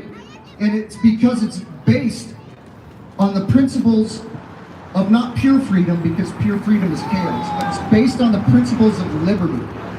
Liberty is freedom plus morality. And that morality that we get, it's given from our higher power. It's given by our Heavenly Father in Jesus Christ. There's a basic moral standard that we have, and we can't make real change until we can change that moral standard in our own little environment. We have to start at home, and we have to branch out. And the other thing, I'm really big on getting boots on the ground. I'm really big on getting involved. Our Savior got involved a lot. I've been told that by a lot of people that he wasn't involved, but I told them to recheck the Bible. Because Jesus Christ was involved in everything that possibly could be involved in, and he is the best example that we have. But when we get involved, the left, the Democrats, however you want to look at it, have been professionals at grassroots and getting involved at the very basics. And it's because they've been able to get in at the very basics in the school board, the PCOs in your counties, in the city council, that they've been able to grow and expand and infiltrate the other parts of the government. And we've become way too comfortable with how things are going. And it's unfortunate that it took this last year and these lockdowns and these unconstitutional mandates by these tyrant king governors for us to get up off our butts and do something about it. Because there's been a lot of things that have been going on. Ammon knows. I've listened, I've followed his story quite a bit. There have been tyrants that have been wanting to strip rights from the uneducated and fearful people for a very long time. And they're coming really close to making it happen. So if we can't get involved at the basic level, and I got to tell you, I have to be an example and practice what I'm preaching. I'm currently waiting right now for the signature so I can have a seat as a PCO in my county, because I want to make a change. And this last year, I had never even engaged in public speaking. I had a terrible fright of even giving a talk in church. All I could do was stare at the piece of paper the whole time and not focus on what was going on. But I found a lot of strength and a lot of personal growth by listening to stories like Ammon, by following Joey and seeing the things that he has done and being able to inspire people to get up and get active. And that's what we need to do. And that's the challenge that I have for each and every one of us today, is to be able to go home, to be able to educate ourselves in the Constitution. And just so you guys know, I do have a Washington State and a federal Constitution that I carry around in my pocket at all times. It's part of what I want you guys to do. Get this, read it, know what your rights are, and then educate other people and get involved in the grassroots in your community.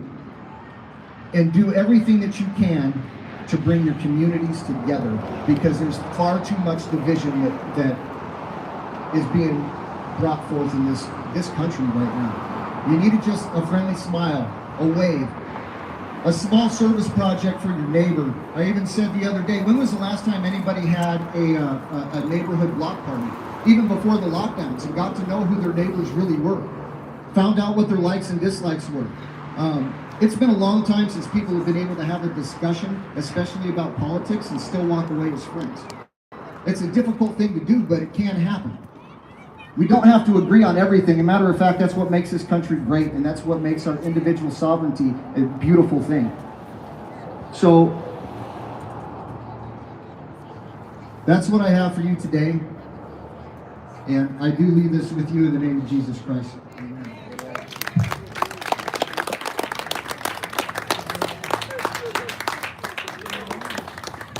So we are going to close out. I think all the speakers are done. Okay, I'll let Brian come talk.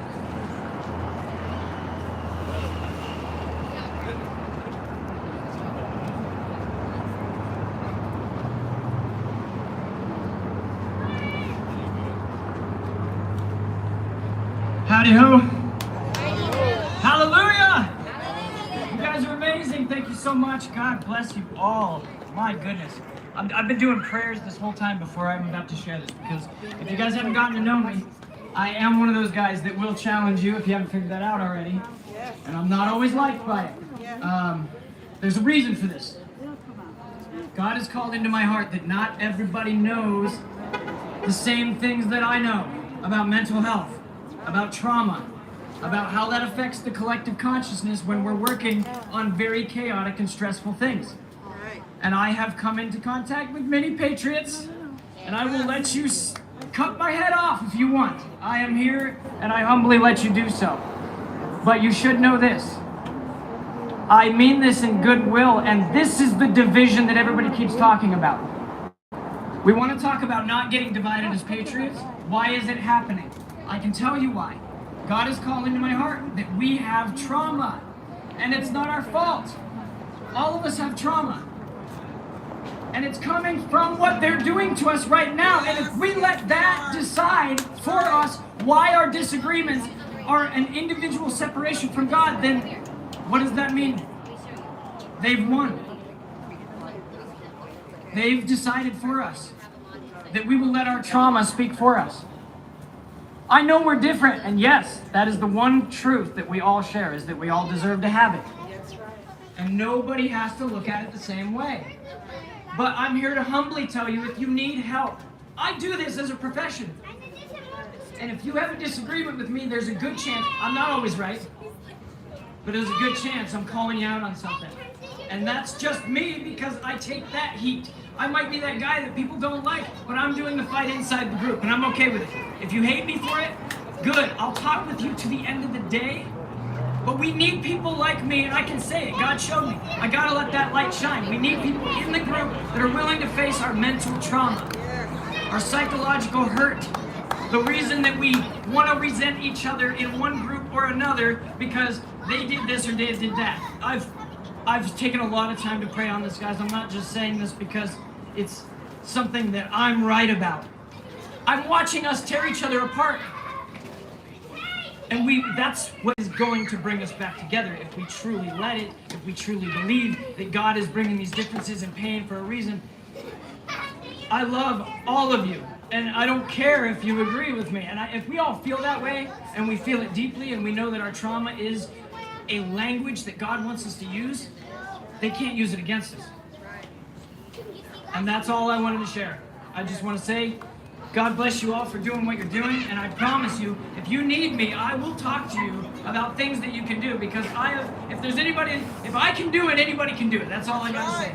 This pain is real, and I know it causes differences. I know it causes us to think that we want to understand the law, and this and this and this. We're all gonna face this every single day together. As much as we're fighting for our freedom with them, we are fighting for it with each other, and we can't stop each other from having the rights to exercise the rights for the right reasons. And we're inevitably doing it, aren't we? And that doesn't make us wrong. But as long as we're shoulder to shoulder at the end, that's all that matters. And that's just what I wanted to share. God bless you all.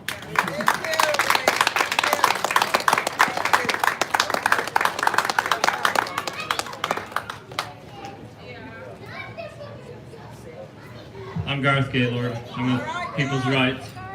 I just want to take a moment to draw attention to what's going on with Casey Baker. I got to know Casey and Margie. They're wonderful people. He's a very gentle, Christian. He's a Christian gentleman. He's the epitome of a Christian gentleman. If you look that up in the dictionary, there's a picture of Casey Baker. Me and Casey and many of us here, we're on these steps when Ammon and Aaron were waiting to be let in. And these officers came in, they swarmed us. And I think they were trying to draw the foul. They came in, pushing and shoving, and were wanting more than just Ammon and Aaron. They wanted to get a couple more. And it just happened to be me and Casey Baker. But Casey's 69 years old, he has Parkinson's disease, he's a little unsteady on his feet. And these officers shoved him around. One officer pushed him into another officer, which caused two officers to shove him back and then pull him in, throw him on the ground, and he had a lump on his elbow the size of a golf ball. And then when they took me down under this courthouse in their little jail, I seen Casey shackled up with chains dragging between his legs. This is insane. So Casey came out here the other day, and they made him sit out here in the freezing cold, and because the judge couldn't hear him over their Zoom tablet, she kept saying, "I have to call you back." And Casey says, "Please, just let me inside so I can talk with you. I see you don't have a mask on. I see the person behind you didn't have a mask on. Let me inside, and I'll stay 10 feet away from you and won't harm anyone." That might not be his exact words, but I think that is essentially what he was trying to say to the judge. But the judge says, I can't do that. And now he has a case Monday morning at 9:30. So please get down here Monday before 9:30 and help support Casey Baker. He has 2 felony battery charges against him and a misdemeanor obstruction. Total of 11 years hanging over his head and lots of money. It's disgusting.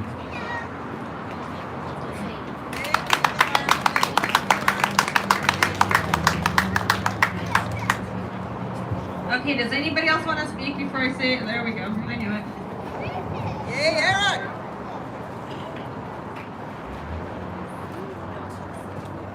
Well, for those of you who don't know me, I'm Aaron Von Schmidt.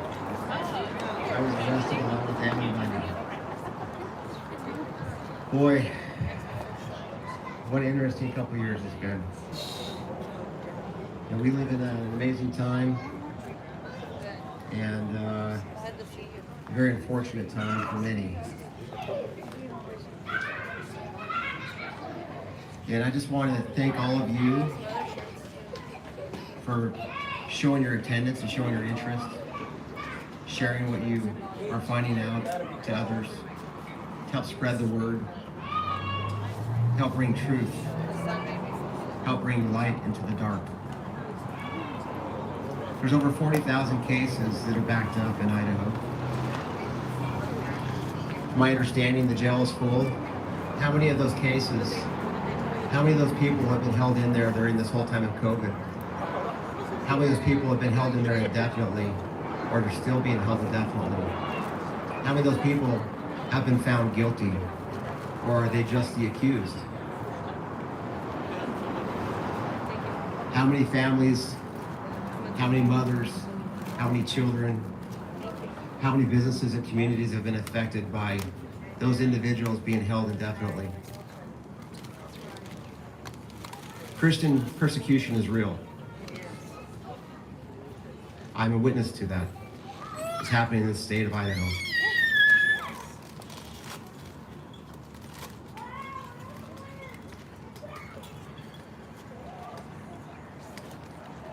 I want to ask the man up there with the camera, the man behind the building filming with the drones, the command center, and across the street,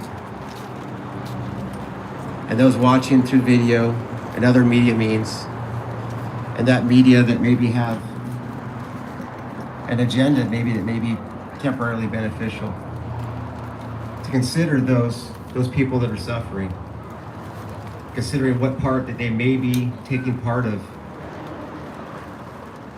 knowingly, or maybe not just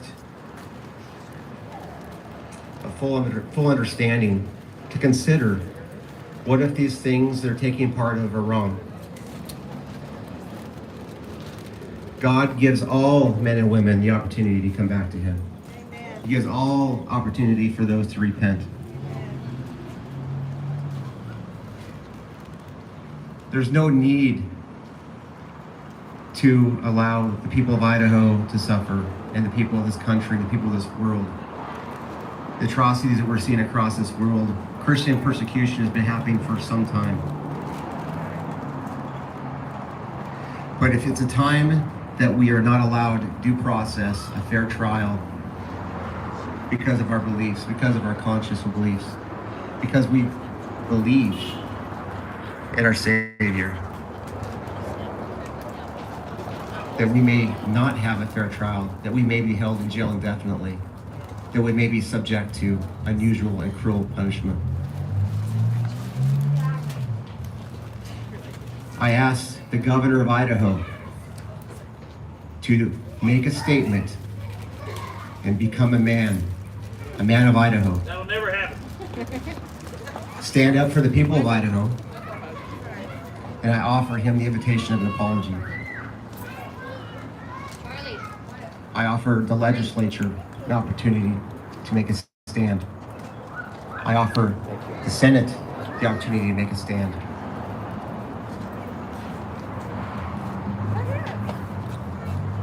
Injustices, as they creep in, they gain momentum, and not long from that, people can lose their liberty. We're witnessing this. Some people for the very first time are recognizing what the First Amendment is and why it's important. People for the very first time are witnessing friends and family that are being pushed out on the street because they can't afford their homes, or the cost of fuel, or the inflation that's rising, and groceries that they can't afford, and being forced into a situation of dependency upon an entity some people call government, some people call corporation. But I believe any of those people that understand the Constitution have to know and understand that they cannot be anti-government. They have to be pro in many ways, because the Constitution is what allows the limitations to have a free society for the people. Again, I offer those elected officials to do the right thing. How long must the people of Idaho suffer? That's all I have.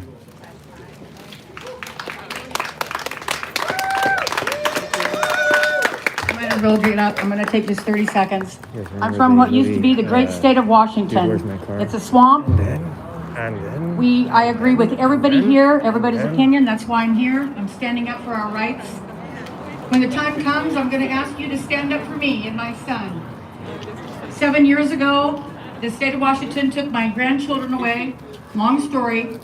However, God is good. 7 years ago, they named my grandson that's in the CPS swamp. His name is Unity. When President Trump said in his Mount Rushmore speech, 39 minutes in, we will find unity like no one expected. And yes, Biden plagiarized. President Trump said unity first, and it was straight to me. Unity is my grandson, and I am here to fight for you guys. I got my boots on the ground. And when it comes time for the state of Washington to be drained, it's got to start up there, folks. Let's drain the swamp. Unity is a child, and we're going to get him back, along with tens of thousands of other families. Thank you.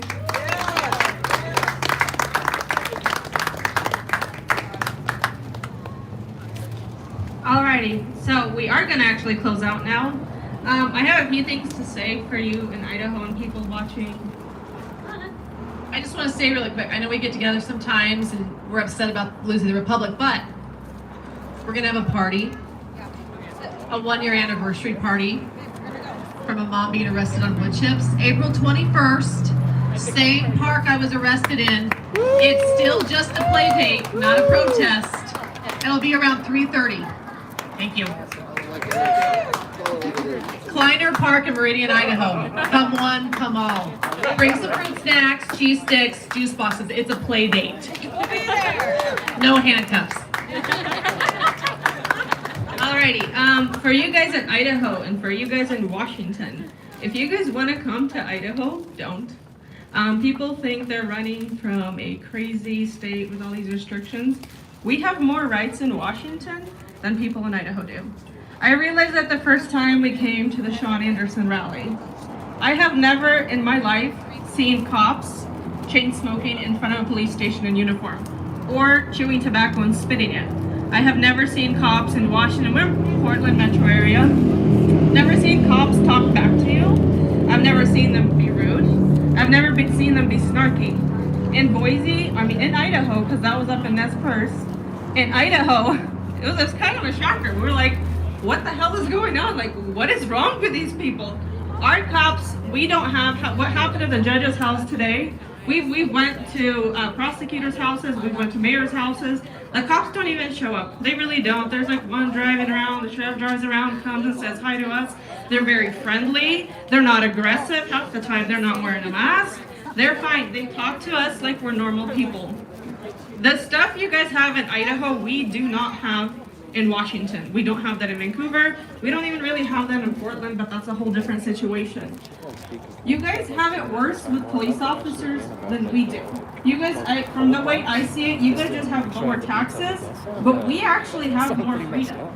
We don't, it's weird to see how suppressed and how uncontrollable the cops are and they don't have a limit here. They don't have a stopping point and they know it because nobody apparently has called them out. We've known Idaho was corrupt for a long time because I used to work in the trucking business, and the one state everybody hated to get pulled over was Idaho, because Idaho State Patrol, you are not leaving unless they put you to sleep for 10 hours or without a fine. There's no way. Idaho and Utah are pretty bad, New Mexico too. All the other states are not that bad. Washington won't do it to you, Oregon won't do it to you. It's really, really weird, but it's like tends to be the state patrols. Apparently not, because it's all the officers. Another thing in Idaho that I've noticed, we bullhorn downtown Portland. We bullhorn everything. We drive around with our flags. In Vancouver, if we were doing this in Vancouver, 20% of the cars would have been honking for our flags. At least 20. We'd get cheers, we'd get honks. We get so much love and support in a liberal state. We get none in Idaho, in a red state. We went to downtown Boise. A few weeks ago, we were in downtown Portland on a Saturday night, and we were here downtown Boise on Saturday night. We got more love in Portland than we did in Boise. Nobody in Portland threw cheese at our car. It was weird. Yesterday, people threw cheese at our car, like picked it up off their burger and threw it at us. It is really, really weird. And I didn't, when we went to the Sean Anderson rally, I was like, oh my God, the cops, what the heck happened? What the heck happened? We're sitting there with our signs. The sheriff apparently told all the people in the crowd that Antifa was there. So we're obvious patriots.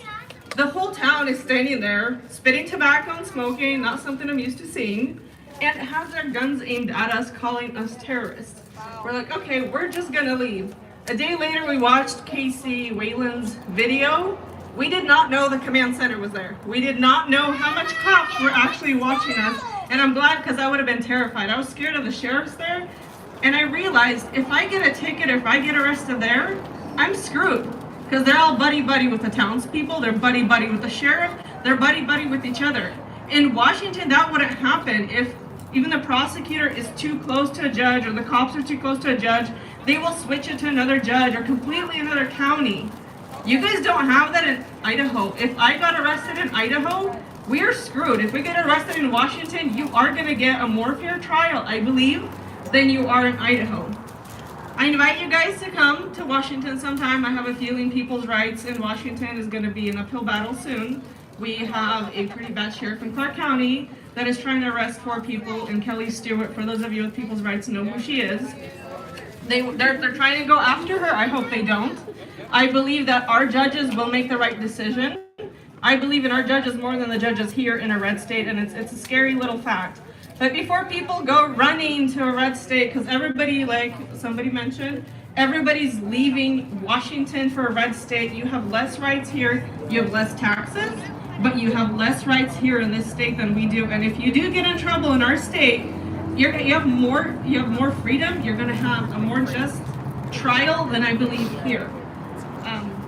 And another thing, like for these rallies and everything, a streamer once told me, he's actually in this crowd and he wants to say, he told me one time, because I would go off on people, I'd be like, where's all the men? Why is there all the women here? Where's all the men? The men are not here. Why is it all the women standing? He said, don't be so aggressive. How about you encourage them? Just say it encouragingly. So instead of going mad at why people are not here, why are you not here? I've realized that it works when you're like, hey, it would be nice if our guys would come and protect us. It would be nice if you guys would come and stand with us. It would be nice if you guys would even stand across the street and just watch over us, make sure we're okay. And that tends to bring more people out when you encourage them instead of getting mad at them. And it's really easy to get mad at people for not coming out. You're like, what are you doing? Like, how are you sitting at home? Encourage people in a nice way to come out and fight for these battles. I hope this resolves soon. If not, we're gonna be right here back in Idaho. It's really hot here. We don't love the drive, but we will come back. So I hope the judge makes the right decision. I hope the cops start waking up to what's going on. I hope it resolves in good, like in a just way. That way we can work on the problems in our state. If not, it's okay, we'll come back here. God bless you guys. Just mingle around. We did come from Washington. It's nice to meet some of you guys, so we'll mingle around. I'm sure we'll have music playing, get to know each other, and then I think this will close out the rally. Thank you. Hey, Ammon, can I just get another moment of your time, please? So you mentioned in your speech, let me zoom out here. You mentioned in your speech, can we step over here on the other side of this tarp?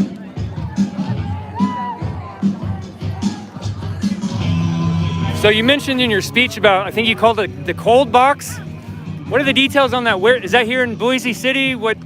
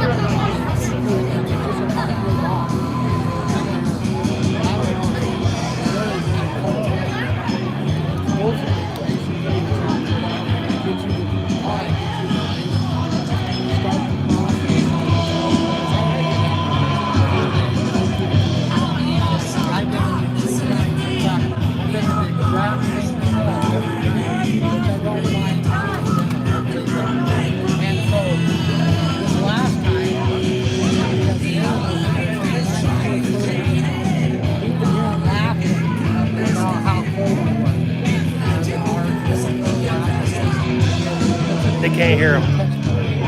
They can't hear him? Well, it'll have to be on the video then. I got it on the GoPro. So they're basically just kind of torturing you to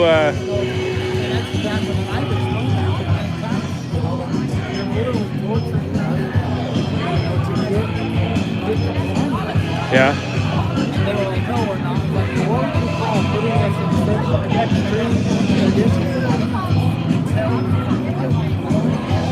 Yeah. Yeah.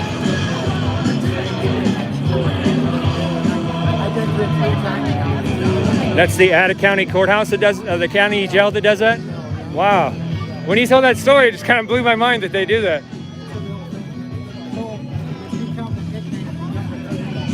Yeah. Wow. Wow. All right. Well, thank you for telling me that. Thank you. So I heard that you guys said you couldn't hear. I'm guessing it's because the music was so loud. Was that it? The microphone should have been working. It was turned up. I've got it. I was recording on a GoPro right there too, so I'll put a clip of that up later. One thing about these Patriot events that I go to, these conservative events that drive me crazy, is that they're blasting corporate music. So anybody that's here that wants to film this while that corporate music is blasting, it's going to ruin this the stream. It's going to ruin anybody that wants to put this stuff on news networks, TV, anything like that. It's just ridiculous. Every time they they want to make it like a party. I get it, but it's just counterproductive. If they want to speak to the people, they have to realize there's copyright laws, and they can't blast that corporate music without stopping people from showing it. Anyways, that's going to be it for me. You just wanted to get out of here? Yeah. I'm ready. Okay. So I'm going to talk to you guys a little bit on the way out of here while I walk out.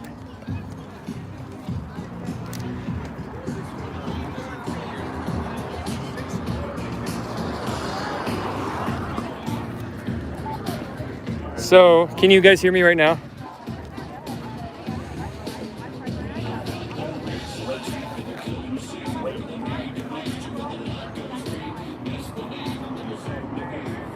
Okay, good.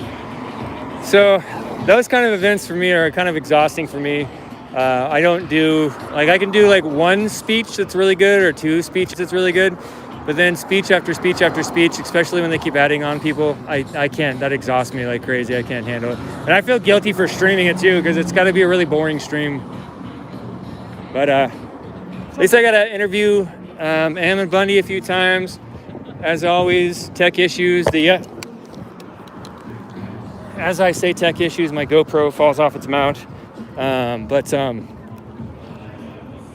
The phone overheated at one point. It's pretty hot today out here. They got scooters. I think we're gonna get out of here and get down, headed back to Portland. We got a Vancouver area. We got a long drive, so probably just get the heck out of here. What'd you think of the event today, Rob? Oh, I'm glad we came. There's a lot of speeches, but it's good. There's a lot of, important stuff that was said, and if enough people listen to it, maybe something will change and happen. Maybe some people will show up. I think the more telling point of today was earlier with cops all showing up to protect the judge's house. Yeah. But yeah, once they started adding extra speaker, I felt like it was the scene from Dude, Where's My Car? And then, no more and then. Yeah, I went and sat down on a bench. Yeah. It's nice though being able to just leave your camera and your stuff just sitting there while, knowing nobody's gonna take it. Yeah. That's nice. Most likely not gonna get attacked at an event like this.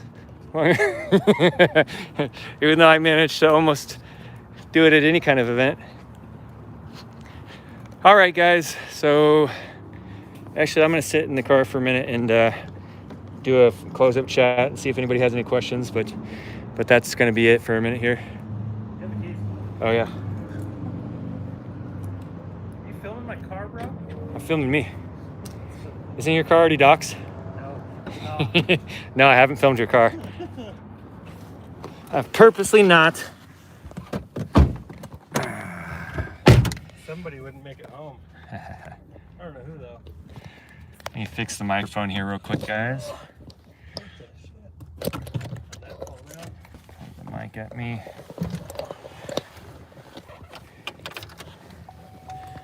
Get the GoPro turned off.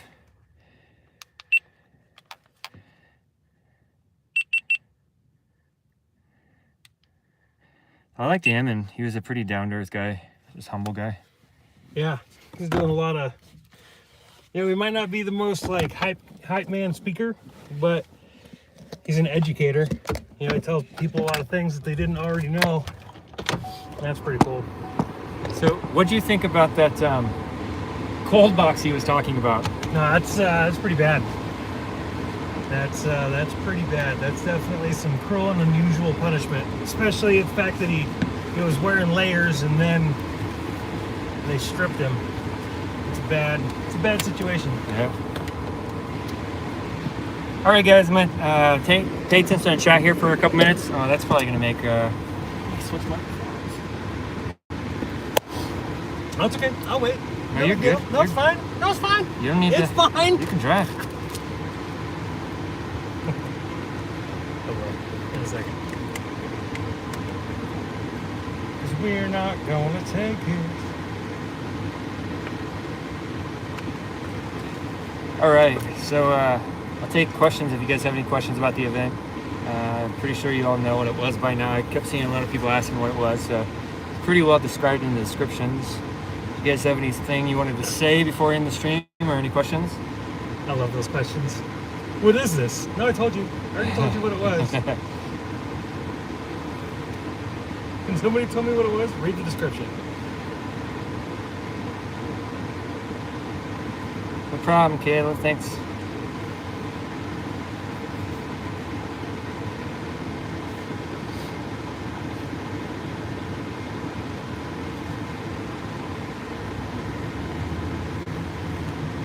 What was he saying about the cold box? So I've got it. I'm guessing the reason why you guys couldn't hear because the music was so loud, the radio station. He mentioned in his speech, he talked about in Idaho County, in order for them to like try to like break you and get you to comply in their jail, they will put you in this room. They put you in a room that's just a concrete room with no bed mat or anything, and they just put you with your thin prison clothes in there. But he said he was even had his clothes stripped down to his underwear in there, and he says the room's so cold that you can't stand for very long because your feet get painfully cold from the concrete, and you definitely can't lay down because you lose all your body heat laying on the concrete. And he said he was up there for like a day and a half, 36 hours, and it's basically just a way to torture him and get him to do what they want him to do. He said that they would open his cell up and show him that another cell in another cold box was complying, and they open it up and give him a bedroll and a blanket, and they're like, all you gotta do is comply and you get your bedroll and blanket.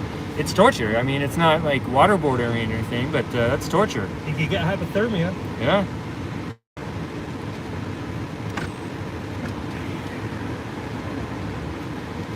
Yeah, it's because they turned that radio up so bad.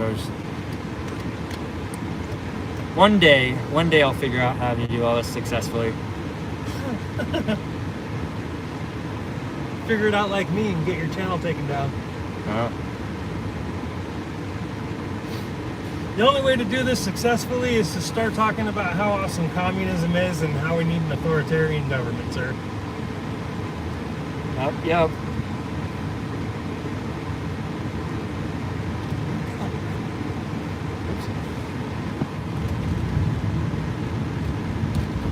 Boise's such a clean city. It's weird. Yeah. Rob's saying how clean the city is. There's no homeless camps or trash in the street. Hardly any derelict vehicle or buildings. We went in one little neighborhood that was like a couple blocks wide. It looked like an older area, but most of the stuff is all new and clean and looks nice, and it's a nice city. I've only seen one tweaker the whole time we've been here. Primetime could probably help me with my tech shoes. Maybe I'll talk to him someday. I've never met him yet.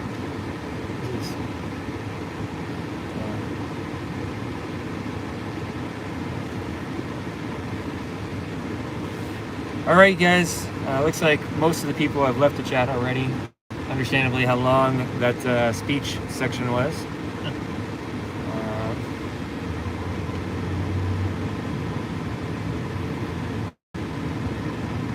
Thank you again for the super chats today. To Ghost, thank you, man. That was awesome that you did that. And I will let you guys know I'm going to put get some of my platforms working better here, and I'll start multi-streaming on future streams, hopefully. And if you prefer to watch on another platform, that'll be able to happen. Thank you, Snoop.